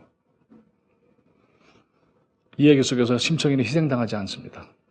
여러분 열부, 연려, 효녀 그래서 죽은 자는 말이 없다. 좋은 거는 연려문 세워서 빛과 번쩍하는 사또밖에 없는 거죠. 여성들은 희생당하는 거예요. 여러분 여성들이 자기의 발언권을 가지고 자기의 주체성을 가지고 존엄함을 인정받은 것은 최근이에요. 얼마 안 돼요. 가까운 중국도 내륙지방에 가면은 여자아이들을 버리잖아요. 팔거나 죽이거나. 우리도 그랬잖아요. 여자가 무슨 교육을 받아? 안 받아도 되잖아요. 서울에도 팔면 되지. 식모로 팔고. 그랬잖아요. 인도에서도 지금 매춘대로 팔잖아요. 남자아이를 팔지 않아요. 여자아이를 팔아요. 얘도 그렇게 팔렸잖아요. 이 엄청난 비극. 그 비극을 이제는 중단하라는 거 아니에요. 그래서 옥황상제가 중단시켜요. 그래서 살리는 거 아니에요. 얼마나 감동적이었을까. 찍소리도 못했는데 유교의 이데올로기적인 동무 앞에서는 말 한마디 할 수가 없었던 거죠. 어떻게 얘기를 해? 그게 감히 이 발칙한 이렇게 되는 거지. 심청이는 그런 발칙한이라고 해서 지탄받고 굴종적으로 자기를 희생할 수밖에 없던 모든 사람들의 목소리를 대변하고 있어요. 그리고는 천지를 어지르게 다스리는 주체가 됩니다. 왕비가 되잖아요. 근데 그 다음에 너무 골 때리는 장면이 두 개가 나오는데 첫째 장면은 뭐냐 하면 무슨 잔치를 벌이죠? 근데 그게 되게 웃기잖아요. 버리려면은 옛날에 맹이였다가 눈 뜬 사람들만 모으면 아주 쉽잖아. 근데 이게 아니었던 거잖아요. 불교의 당시의 타락상을 보여주는 거죠. 종교의 타락상. 300석은 그냥 나온 게 아니에요. 그러면은 두 눈 뜨면 300석인데 한 눈 뜨면 150석이에요? 아들은 500석, 딸은 200석. 장로 되는데 얼마, 집사 되는데 얼마, 이런 거 있잖아요. 공정가격이. 화조성은 공정가격을 제시한 거예요. 당시에. 무슨 뜻인지 아시겠죠? 300석은 그냥 나온 게 아니에요. 공정가격 가운데 선택하라는 거지. 자기 절에는 부처님이 효능이 있대. 이런 사기가 어디 있어요? 아니, 부처님이 그런 부처님이에요? 이 땅의 기운이 좀 허라구나. 그러면 별별이 없다. 그러겠어요? 그러면 더 챙겨주지. 세상에 그런 부처님이 어디 있어요? 사기를 친 거 아니에요. 심청이 그 사기를 안 믿은 거죠. 얘기는 절정을 향해서 갑니다. 심청이하고 아버지가 만나는 장면을 보면은 이렇죠. 아버지! 그러면 아버지가 뭐라는 거예요? 청이로구나! 그렇게 하죠. 그렇게 해서 눈 번쩍 떴다. 그렇게 안 해요. 그렇게 하지 않고 청이가 얘기를 합니다. 아버지, 제가 살아 돌아왔습니다. 살아 돌아온 저를 보세요. 저는 이 대사가 정말 놀라운 대사라고 생각해요. 그렇게 희생당하고 죽었다고 생각한 자들의 생안에 돌아온 그 현실을 똑바로 눈뜨고 보십시오. 더는 이런 희생은 없습니다. 이런 거 아니에요. 이 선언은 모든 당대의 조선의 유교 이데올로기가 희생시켰던 사람들이 다시 돌아와야 되는 것. 여전히 밑단울고 있어. 네가 뭘 알아? 그때 서태지 나오면 그냥 가는 거지. 나는 알아요. 어디 있어? 그런 사람들이 환생에 돌아와서 자기의 목소리를 가지고 발언하는 인어공주는 혀를 잘렸지만 심청이는 자기 목소리를 얘기하잖아요. 살아 돌아온 저를 보세요. 이때까지 눈 감았던 그 눈을 번쩍 떠서 조선조 500년 동안의 4대 부지식인들이 천하를 호령하고 글줄 깨나 읽었다고 생각하고 먹물들었다고 폼 잡고 그랬는데 눈 감았던 게 있었잖아요. 그들이 지탱했던 유교가 짓밟았던 사람들의 목소리, 절규 듣지 않고 가볍게 희생시켜버렸잖아요. 너는 눈뜬 장님이야. 신봉사는. 조선 전체가 눈을 감고 있었는데 숲속에 잠자는 미녀가 100년을 잠자고 있었는데 100년에 잠자는 그 사회를 깨우는 첫 키스를 어떻게 할 건가? 이게 중요한 거 아니에요. 우리는 키스를 잘해야 돼. 그래서 눈을 뜨는 것이요. 눈 감았던 조선조 500년 역사가 번쩍하고 눈을 뜨는 그 사건이 심청전에 나와요. 그렇죠. 근데 그 다음에 얘기가 아주 죽여요. 저한테는 너무나 재밌는 얘기예요. 이런 얘기를 책을 사서 보시라고. 예. 이러니까 갑자기 얘기가 유치해지죠. 그 아버지가 이런 얘기를 합니다. 딸한테. 눈을 뜨고 봤는데 저는 이 대사가 정말 이 세상에 어떻게 이런 대사를 우리 조상들은 쓸까? 아버지가 이렇게 얘기를 해요. 청이를 딱 보고서 하는 얘기가 목소리는 청인데 초면이네? 너무 재밌어. 맞잖아요. 처음 봤잖아요, 딸을. 엄청난 풍자예요. 그런데 여기에는 놀라운 역사적 통찰력이 있어요. 우리는 이러한 세상이 온다. 참자. 의지를 발휘하자. 희망을 품자. 반드시 이런 역사가 올 것이다. 미래가 올 것이다. 이런 얘기 많이 들었죠. 근데 그런 역사를 한 번이라도 본 적이 있으세요? 봐야 할 그 역사는 바로 초면에 우리가 눈 뜨고 봐야 할 역사는 뭐냐 하는 거죠. 희생당했던 사람들의 생안에 오는 역사, 그 사람들을 껴안는 역사, 그래서 잔치를 벌이고 기쁨을 터지듯이 하는 그런 역사로 우리는 초면으로 봐야 되는 거 아니에요. 그것이 심청전에 나와 있는 절규 아닙니까? 이런 역사를 나는 본 적이 없어. 책을 통해서, 사람들을 통해서 내 그런 세상 온다고 얘기 많이 들었지. 하지만 이것을 내 눈으로 살아생전에 본 적은 없었는데 마침내 봤네. 서로가 사랑하고 공정한 세상, 자유로운 세상, 사회적 양극화가 없는 세상, 비정규직이 서로 없지 않은 세상, 이런 거 하자는 얘기 많이 들었어. 근데 그게 돼? 됐잖아. 초면. 처음 보는 거죠. 우리가 눈 뜨고 봐야 할 그 현실. 그거면 좋지 않아요? 그게 인당 철학의 얘기예요. 인당수에 빠지잖아요. 인당수의 인당혈은 오랜 역사 속에서 지혜의 눈이라고 했어요. 신봉사가 그냥 눈 뜨면 안 돼요. 인당혈이 터져야 눈 뜨는 의미가 있어요. 헨젤과 그레텔이 그냥 집에 돌아오는 게 끝이 아니에요. 아름다운 마음을 지키면서 돌아와야 의미가 있어요. 심청전은 그래서 우리에게 새로운 역사에 눈뜨게 하는 엄청난 역사의식을 깨우치고 있는 책이 될 수도 있습니다. 괜찮아요? 신데렐라 얘기 짧게 하고 그칠게요. 제가 이 땀을 많이 흘려서 신데렐라 얘기를 제가 너무너무 좋아하는데 그걸 좋아한다 그러면 진보적인 여성관을 갖고 있는 분들이 의문을 제기해요. 어떻게 그런 얘기를 좋아하세요? 당연히 그렇죠. 왜냐하면 신데렐라는 신분 상승. 그래서 이 얘기는 딱 정리하면 얼굴이 반반해서 팔자 고친 계집아의 얘기니까 신분 상승이라든가 뭐 이런 것을 좋아하는 거야? 이렇게 얘기할 수 있잖아요. 그렇게 생각할 수 있어요. 근데 신데렐라를 잘 읽어보면 전혀 그렇지 않아요. 신데렐라를 이해하는 몇 가지 포인트만 정리해 볼게요. 신데렐라 다 아시죠? 얘기는. 네. 신씨 가문 얘기잖아. 그죠? 그 신에 얽힌 얘기잖아요. 그렇잖아요. 네. 아, 인지 알았어요? 고맙습니다. 자. 그런데 이 신데렐라에 등장하는 유리구두는 너무나 잘 알고 있죠? 그 외에 등장하는 신발은 몇 가지가 있죠? 네? 잘 모르세요? 나이키, 고무신.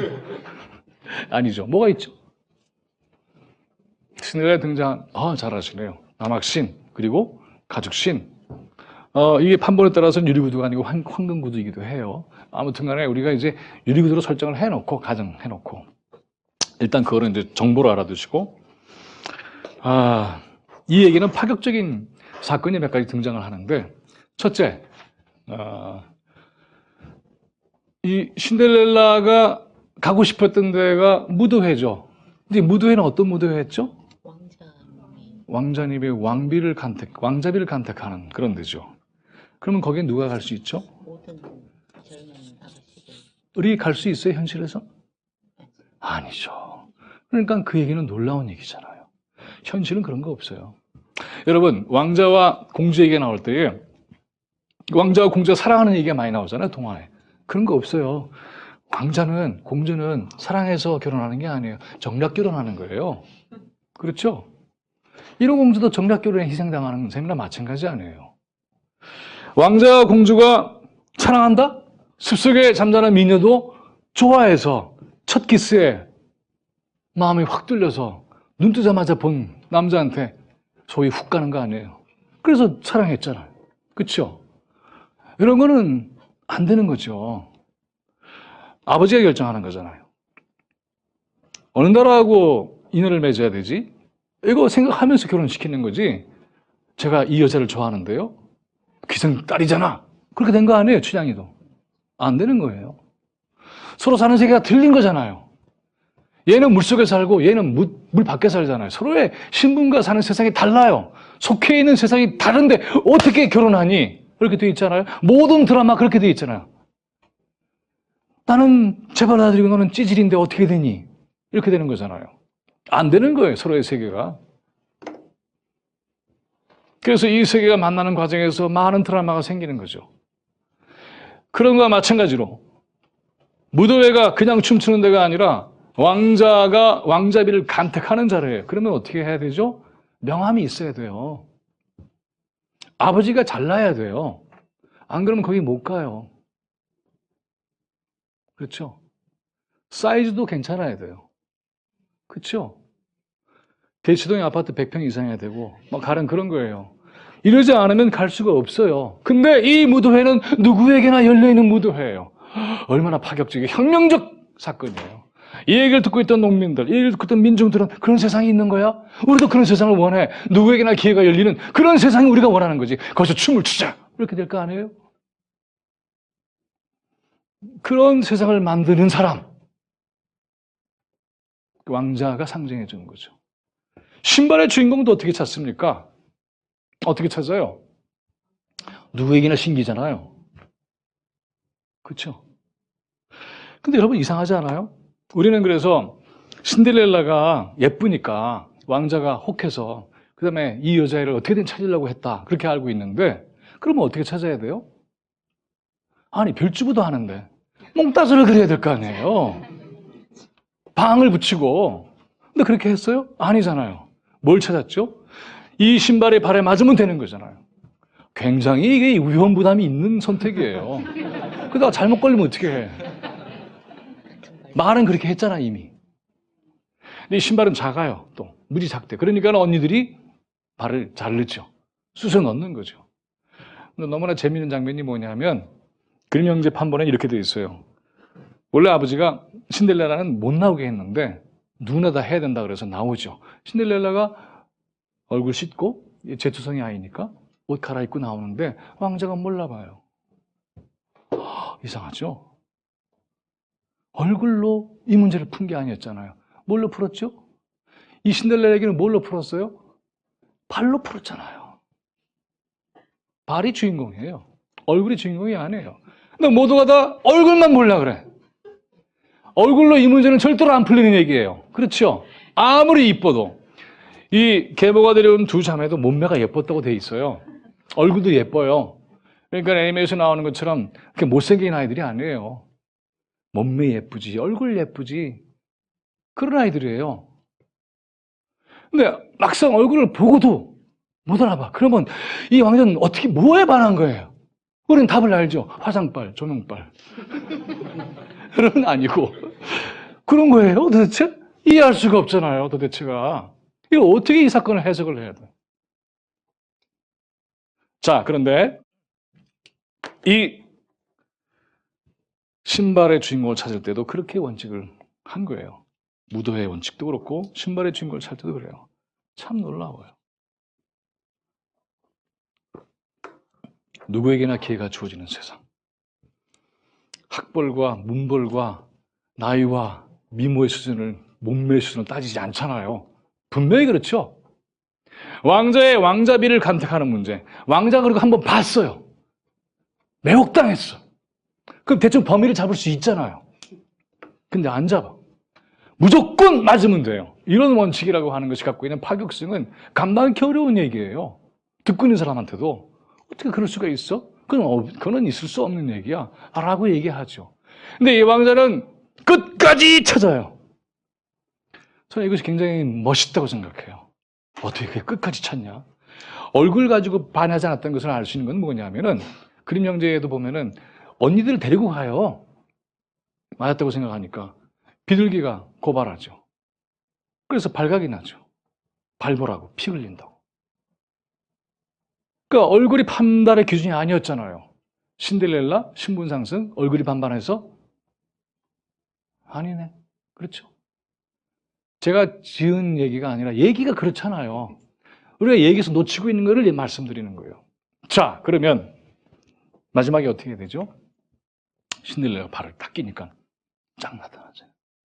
나머지 신발도 딱 꺼내니까 모두가 놀라죠.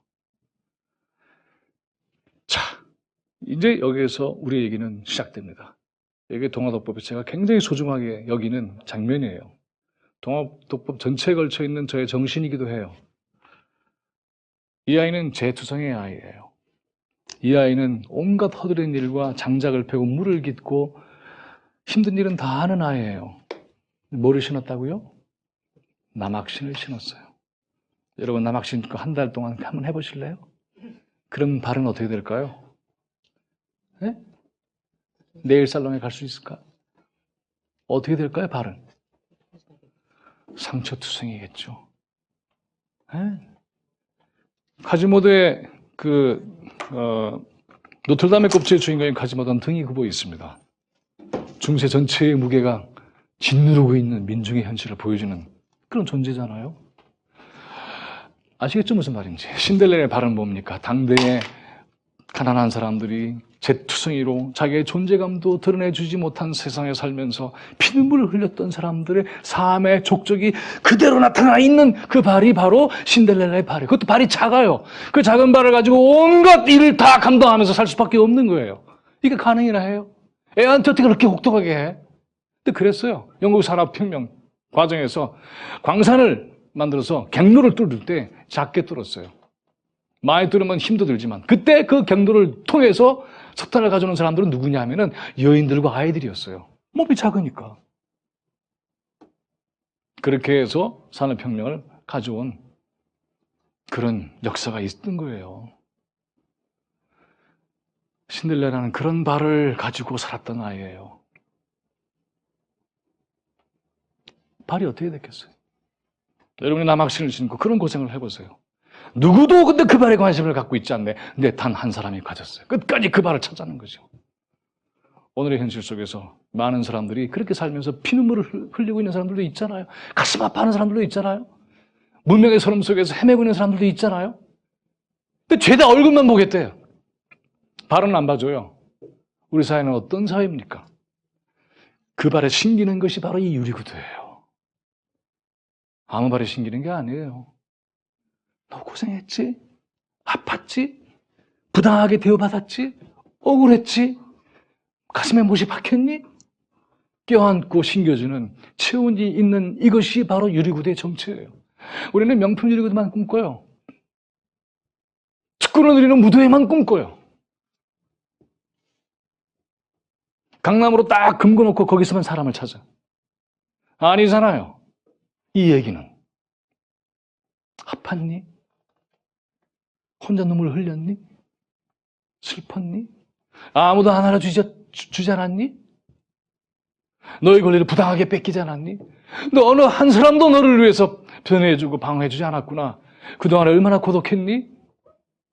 그리고 껴안죠. 자칫 잘못했으면 이 아이는 놓칠 뻔했잖아요. 남이 가로챌 뻔했잖아요. 그런데도 끝까지 찾은 거 아니에요. 그런 지도자, 그런 사회, 그런 교육이 있다면 우리 사회는 어떻게 달라질까요? 신데렐라가 제가 좋아하는 이유를 아시겠습니까? 이 얘기를 저는 잊지 못해요. 너무나 좋아요. 우리는 어떤 유리구를 꿈꾸고 있을까? 어떤 무도회를 꿈꾸고 있을까? 피먹이던 발을 도리어 무대 중앙에 얹혀서 주역으로 내세워서 조명빨로 찬란하게 빛나는 존재를 세울 수 있는 그런 사회, 그런 공동체, 그런 나라, 그런 미래를 꿈꾼다고 한다면 동화 얘기 하나 절대로 소홀히 읽을 수 없죠. 그 안에 들어있던 오랜 역사 속의 갈망들, 꿈들, 그리고 그 무도회를 한번 펼치기 위한 많은 사람들의 희망의 집결, 이런 것들이 신데렐라 안에 있는 빛나는 보석의 정체입니다. 우리는 어떤 무도회를 꿈꾸고 있습니까? 어떤 유리구두를 원해요? 누구의 발을 쳐다보고 있습니까? 누구의 얼굴을 쳐다보고 있습니까? 동화도법은 그런 세계에 여러분들을 초대합니다. 고맙습니다.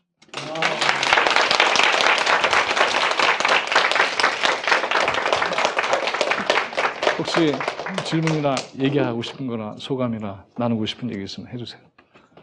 예. 네, 질문이 있는데요. 한 분이 여러 개 존재하는 텍스트의 경우, 한 분이 한 분이 여러 개 존재하는 텍스트의 경우, 저자께서는 어떤 판정기를 가지고 텍스트를 한 장 골랐는지 궁금합니다. 그건 이런 거예요. 판본이 여러 개가 있지만, 그러나 안데르센이나 예를 들어서 일종의 정본으로 정리된 거를 선택을 했어요. 그리고 이 신데렐라의 경우에도 프랑스 판본이 있고, 그 다음에 그 독일 판본이 있어요. 저 책엔 두 가지를 다 했어요. 그 두 가지 차이도 얘기를 했고, 의미도 얘기를 했어요. 그러니까 그렇게 읽어 나가면은 그 판본에 대한 고민을 해결할 수가 있을 것이고요. 그 다음에 판본도요, 보면은 이런 이 지배질서나 제도권에 들으면 변하는 경우가 있어요. 아까 제가 왕의 남자를 얘기했지만은 왕의 남자의 광대패들은 길거리에서는 왕을 조롱하고 풍자합니다. 왕궁에 가서는 나를 바꿔요. 그렇죠? 양반전이라고 하는 판소리에 판을 벌리면 양반이 있는 자리에서는 양반 욕구를 하기가 굉장히 어려워요. 예? 그래서 그것은 슬쩍슬쩍 넘어갑니다. 양반이 없는 자리에서는 실컷 조롱해요. 그는 옛날의 이야기라고 하는 것은 맥락과 장에 따라서 얘기를 펼쳐나가는 것이죠. 우리는 그런 얘기를 펼칠 수 있는 공간을 잃어버렸어요. 과거에는 어떻게 했느냐면 누가 얘기꾼이 와가지고 그래서 판을 벌리고 그 다음에 느티나무에서 얘기를 쫙 하면은 그 다음에 가만히 있잖아요. 누군가는 막걸리를 가지고 오늘 막걸리가 없잖아요. 우리가. 그렇죠? 슬프죠? 막걸리를 마시면서 흥겹게 얘기하고 그 다음에 막 시어머니들이 많으면은 며느리 막 욕하고 며느리들이 많으면 시어머니 좀 욕해주고 이런 거예요. 말하자면 장에 따라서 상황에 따라서 얼마든지 유연하게 이야기를 꾸미는 것이 원래 우리 민담의 힘이에요. 그 얘기를 듣고 있는 사람들이 속이 시원해지는 거죠. 그런 얘기를 통해서 개인의 아픔도 씻어내고 그런 얘기를 통해서 사회 변화를 꿈꾸게 만들기도 하고 그런 얘기를 통해서 아까 얘기했던 것과 마찬가지로 공직사에서 배제됐던 사람들의 목소리를 복원시켜주기도 하고 존엄성도 회복하게 해주고 자신감도 갖게 해주고 그래서 너무나 기뻐하고 감동하는 그런 얘기판을 해왔던 것이 원래 우리의 삶의 모습이었어요. 잃어버린 거죠. 찜질방이 여전히 우리가 온돌방에 살았으면 희소성이 없잖아요. 찜질방이 사라지니까는 그 대신 온돌방이 사라지니까는 찜질방이 일정한 역할을 하고 전문화하고 특화된 거 아니에요? 그 자리에 있었으면 동아도법은 책이 안 나왔겠죠. 그 공간을 복원해서 함께 얘기를 나눌 수 있는 그런 자리를 만들고 이게 우리에게 새로운 삶의 동력, 인문학적 상상을 꿈꾸는 그런 것들이 되기를 바라는 겁니다. 판본이 이렇고 원래 이것은 이럴까? 라고 하는 것에 너무 사로잡히지 마세요. 읽고 여러분이 이해하고 메시지를 깊이 들어가고 그 다음에 여러분은 그 얘기를 새롭게 꾸밀 수 있고 만들 수 있는 권리가 있어요. 왜냐하면 민담은 그렇게 만들어져 왔기 때문에. 그렇죠? 한 저자가 만든 게 아니에요. 그에게는 긴 세월과 많은 사람들의 목소리가 있고 많은 시대적 상황이 긴장감 있게 반영되어 있어요. 또 기만하는 자를 기만하는 기술에 대해서 말씀하셨는데 예.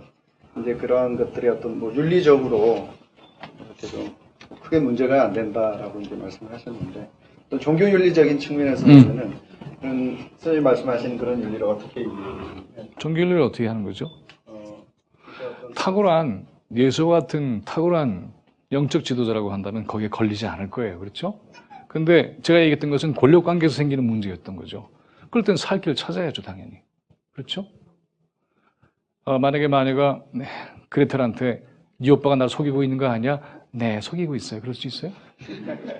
안 되죠? 네. 그 다음에 또 네. 선생님 강연을 들으니까 동화를 응당 그렇게 해석할 수밖에 없다고 생각이 드는데 그렇다면 그동안의 그 동화에 대한 그 민중 본의적 해석이 이루어지지 않았는지 그리고 이루어지지 않았다면 그 이유가 무엇이라고 생각하시는지. 아니 이루어진 경우도 있죠. 예. 근데 많은 경우에는 쉽지는 않았어요. 예를 들어서 아까 제가 양치선과 늑대 얘기를 했지만 그 얘기가 만약에 굉장히 강력한 정책 메시지를 가지고 있다고 한다면은 이런 사회에서는 양치기 소년이 이 사회를 들었다 놨다 하는 독점적인 권력에 대해서 문제를 제기해야 됩니다. 라고 한다면 제가 이제 긴급조치 9호 세대인데 그건 뭐냐 하면 유신체제, 유신헌법에 대해서 개헌의 개자도 못 꺼냈던 시절이에요. 만약에 이야기가 그렇게 정치적으로 해석이 된다면 우리 모여서 이거 좀 고쳐야 되는 거 아닙니까? 바꿔야 되는 거 아닙니까? 이렇게 얘기할 수 있죠. 근데 그 당시는 못해요. 예를 들어서 고쳐? 뭘 고쳐? 바꿔? 박정희 말고 누굴 바꿔? 대야? 너 빨갱이야? 뭐 이렇게 자동적으로 논리가 연결되는 거죠. 그건 무서운 거예요, 사실은. 이렇게 되면 전교조 되는 거죠. 그런 거 아니에요. 어려운 거예요. 이런 해석에 대해서 반발할 수 있어요, 그러니까. 탄압할 수도 있고. 근데 중요한 것은 이런 겁니다. 이게 민중적 해석이라고 하는 것도 사실은 저는 받아들이진 않아요. 민주적 해석이나 비민주적 해석의 문제가 아니라 이 얘기 속에 들어있는 눈물과 아픔과 호소를 듣자는 거죠. 들으면 자연스럽게 그것이 들린다는 거예요. 그게 더 중요해요, 저한테는. 근데 지금 그러한 독법이 왜 안 됐느냐 하는 것은 기본적으로 우리가 생각하는 훈련과 교육을 받지 않았기 때문에 그래요. 노력하지 않아요. 여러분 한국 교육에서 특징적인 몇 가지가 있어요. 보면은 우리나라에는 책의 저자와 저서의 제목은 알아요. 읽어보지는 않아. 그래요, 여러분? 읽어봤어요? 그렇지 않은 게 굉장히 많이 있습니다. 도스토옙스키 알죠? 까라모스프가의 형제들도 알죠? 읽어본 분. 이런 거예요. 같이 고민하고 얘기를 나누고 그렇게 하지 않아요. 생각하지 않아요. 데카르트가 얘기했던 유명한 말 있죠. 나는 생각한다, 고로 존재한다. 그거는 알아요. 그런데 그게 누구를 대상으로 해서 시대 전체를 밀고 나갔던 것인가 매우 중요하죠. 당시의 중세에는 교회가 생각한 거잖아요. 너는 그냥 따라와. 지금 어떻습니까? 생각은 내가 해. 언론과 방송이. 너는 그냥 내 말을 믿어. 그런 거 아니에요? 근데 나는 생각한다. 고로 나는 존재한다. 존재의 가치의 중심에는 생각한다가 있잖아요. 근데 지금은 어떻게 돼 있죠? 나는 명품병을 들고 있다. 그래 나는 존재한다. 나는 어디에 살고 있다. 고로 나는 존재한다. 이러고 있잖아요. 이 시대를 뒤집고 새로운 형태의 존재 가치를 부여하는 힘, 사유의 촛대에 불을 붙이는 일, 이런 거 교육에서 하지 않죠. 그러니까 이것은 단순히 어떤 관점에서 해석이냐 이전에 우리 사회가 이러한 인문학적 사유와 상상력의 교육을 저버리고 있었기 때문에 생기는 문제예요. 저는 이 얘기를 할 때마다 이제 제가 지난번 북콘서트에서도 얘기했습니다만 홍사 선생님 얘기를 늘 떠올리게 되는데 홍사 선생님이 쓴 책에 생각의 자표라는 책이 있는데 거기에 질문이 너무나 재미있어요. 네 생각이 정말 네 생각이니? 아주 중요한 질문이죠. 우리는 오랫동안 교육을 받을수록 어떻게 되어 있죠? 받을수록 세뇌당하는 경험이 얼마나 많은데요. 교육을 받으면 받을수록 수준이 높아지는 게 아니라 수준이 낮아지는 경우가 굉장히 많아요. 아닐 것 같습니까? 인간성도 훼손되고요. 인간과 세계를 바라보는 눈도 협소해지고 시험만 보면 끝나는 지식을 갖는 경우가 얼마나 많은데요. 정말 생각하는 사람들을 길러내서 바로 그 생각하는 사람들이 동력을 얻고 그리고는 배제된 사람들의 존엄성을 지켜내고 한마디 한마디 담겨져 있는 눈물과 아픔을 알고 아까 인어공주 얘기했지만은 우리는 많은 경우에 이 왕자잖아요. 얼마나 치열한 눈빛을 보내고 있는데 모르잖아요. 우리 사회에서 무수한 사람들이 아파하면서 혀가 잘린 채 말을 못하고 MBC 파업 혀 잘린 거 아니에요? 그 치열한 눈빛을 보내고 있는데 안 봐요. 그게 우리의 모습입니다. 그러니까는 저는 그래요. 사유의 철학적 기조를 바꾼다 이전에 이런 마음을 기르는 게 훨씬 중요해요. 양치선과 늑대 얘기를 알 수 있는 것은 이 얘기를 90도로 보지 말고 한 94도로 보면 좀 새로운 의미가 보여지지 않을까? 이런 질문이 아니라 양들의 침묵 속에서 들리는 아우성을 들을 수 있을 때 이야기는 복원이 돼요. 그렇잖아요. 양치선과 늑대의 부재는 양들의 침묵 아니에요? 그렇잖아요. 근데 그 침묵 속에서 절규를 들어야죠. 피비린내 나는 절규를 들어야죠. 그래야만이 소년의 거짓말을 질타함으로써 끝난 것이 아니라 우리는 뭘 할 수 있는 거야? 양들을 늑대로부터 지키기 위해서 라고 하는 그 다음 단계의 우리의 실천 과정이 나오는 것이죠. 동화독법을 통해서는 그래서 바라고 있는 건 그런 겁니다. 신데렐라의 남학신을 신고 상처받은 발을 볼 수 있는 시선. 말하지 못하는 인어공주의 눈빛을 보고서 그 마음을 함께 애타게 나눌 수 있는 사람이 될 때 우리는 아름다운 세상을 만들 수가 있어요. 저희들이 이제 준비하고 있는 다음 책은 오즈의 마법사입니다. 대단히 놀라운 책이에요. 이 책은 원래 동화독법에 같이 하려다 책이 너무 두꺼워져서 그러면 독자들이 의학하고 도망갈까 봐. 하지만 그걸 통해서 여러분들에게 오즈의 마법사라고 하는 책이 얼마나 우리에게 많은 것을 생각하게 해주는가. 자본주의 위기 앞에서 사람들이 어떻게 자신의 문제를 풀어나갔는가 하는 굉장히 놀라운 비밀이 숨어있는 책이에요.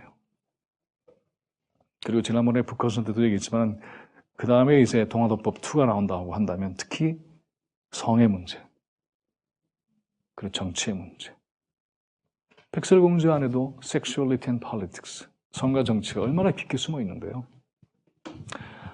이런 아우성들 숨겨져 있는 코드를 복원해서 읽어나갈 때에 우리는 굉장히 엄청난 인식의 지평이 넓어지는 것을 경험하게 될 겁니다. 한 분만 더 얘기 듣고 마무리할까요? 혹시 누구 뭐? 동화독법을 네. 추천을 한다면 몇 세부터 좀 같이 토론하고 이야기할 수 있어서 몇 세라고 얘기할 수는 없겠죠. 네. 근데 어느 수준에 따라서. 그런데 이거는 이런 방법이 있어요. 저는 이 책을 쓸 때에 물론 어른들을 대상으로 했습니다. 어른들은 누구나 읽었으면 좋겠어요. 그러나 특히 어른들 가운데 교육에 관심 있는 사람들, 특별히 관심을 가졌고, 이 책을 쓸 때에는 저는 만약에 가능하면 초등학교 고학년 아니면 중학교 1학년 정도부터는 읽었으면 좋겠다고 생각을 하고 쓴 거예요. 그러니까는 여러분 혹시 제 책을 읽어본 사람이 있었다고 한다면 저로서는 가장 쉽고 대중적으로 쓴 책이에요, 이것이. 그러려고 되게 고생했어요. 쉽지 않아요. 근데 제가 중학생과 고등학생들을 모아놓고 이 동화도법 강연을 한 적이 있어요. 그런데 아이들이 잘 알아들어요. 잘 모르면 함께 읽고 토론하면 되죠. 그렇죠? 그래서 생각하게 하는 거죠. 네. 네, 그래서 아까 양치기 소년과 늑대 이야기를 풀어서 만약 이야기를 한다면 네. 그러면 늑대는 배고파 죽잖아라는 어떤 그런 부분에서도 벽이 그럴 수도 있죠. 근데 이 이야기에서는 뭐냐 하면 이 이야기의 원래의 임무라고 하는 것은 양들을 지키는 것으로 설정되어 있잖아요. 그러니까 뭐냐 하면 이야기 자체로 첫째는 이야기 자체에 충실하는 훈련이 필요하고 두 번째는 그렇다면 늑대가 배고파 죽겠다라고 했을 때는 어떻게 이 얘기를 풀어야 되지? 늑대를 누구로 설정하느냐는 문제가 있어요. 아이들이 토론할 수 있죠? 그 다음에 또 제가 그 책에도 썼지만은 두 번째 만약에 상황에서 마을이 어떤 의논을 했을까? 아이들한테 토론시킬 수 있잖아요. 그러니까는 어른들이 읽고 이거는 이런 거야 라고 먹이지 말고 이런 상황에 처하게 만드는 게 훨씬 더 중요해요. 너라면 어떻게 하지? 이럴 때는 어떻게 할 수 있겠니? 이런 상황이 벌어졌을 때 너는 눈 감고 돌아가 서겠니? 아니면 지탄만 하고 손깍질하다 끝나겠니? 어떻게 하면 좋겠니? 라고 하는 상황 설정에 서게 하는 일, 이걸 통해서 우리는 문제에 봉착해서 생각할 수 있는 성찰의 힘이 자라나게 돼요. 그러면 돼요. 그러니까 아이들의 수준과 관심의 영역에 따라서 이야기는 종횡무진으로 바꿔낼 수 있어요. 그래서 제가 바라기로는 그래서 중학교, 고등학교 아이들은 이걸 읽고 그 다음 얘기를 쓰는 거죠. 그런 의미로 맨 처음에 얘기는 미운 오리 새끼를 택했는데 미운 오리 새끼가 백조가 됐을 때 그 다음에 백조가 된다면 어떻게 했을까? 우리는 모르잖아요. 얘기를 만들 수 있잖아요.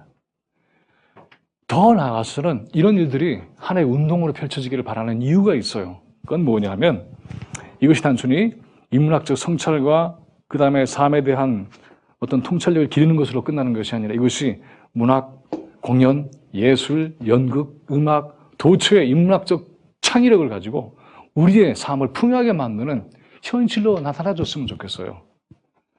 영화, 연극 다 만들 수 있잖아요. 인문학적 상상력이 갖고 있는 창조적 동력이 도처에서 발휘될 수 있는 것.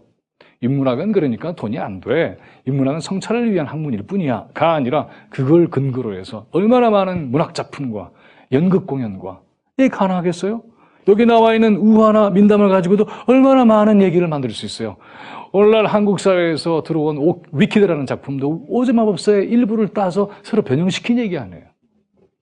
과거에는 오즈마법사가 미국인들한테는 줄리 갤런드의 Somewhere Over the Rainbow라는 노래로 기억하고 있는데 오늘날은 위키드로 기억해요. 그렇게 강력해요. 전혀 새로운 얘기예요. 우리는 그런 얘기를 만들어낼 수 있어요. 그 얘기를 통해 소통할 수 있습니다. 새로운 문화를 만들어낼 수 있어요. 새로운 문학 장르도 만들어낼 수 있어요. 그래서 문화의 민주주의를 회복할 수 있습니다. 누구나 다 얘기할 수 있잖아요. 그 얘기들에 대해서. 그런 권리를 회복해서 아름다운 공동체를 만드는 일, 이것이 제가 동화도법을 쓰면서 바랬던 갈망입니다. 정말 많은 분들이 읽었으면 좋겠어요. 그래서 정말 많은 사람들이 토론했으면 좋겠어요. 우리의 교육이 변할 수 있었으면 좋겠습니다. 고맙습니다.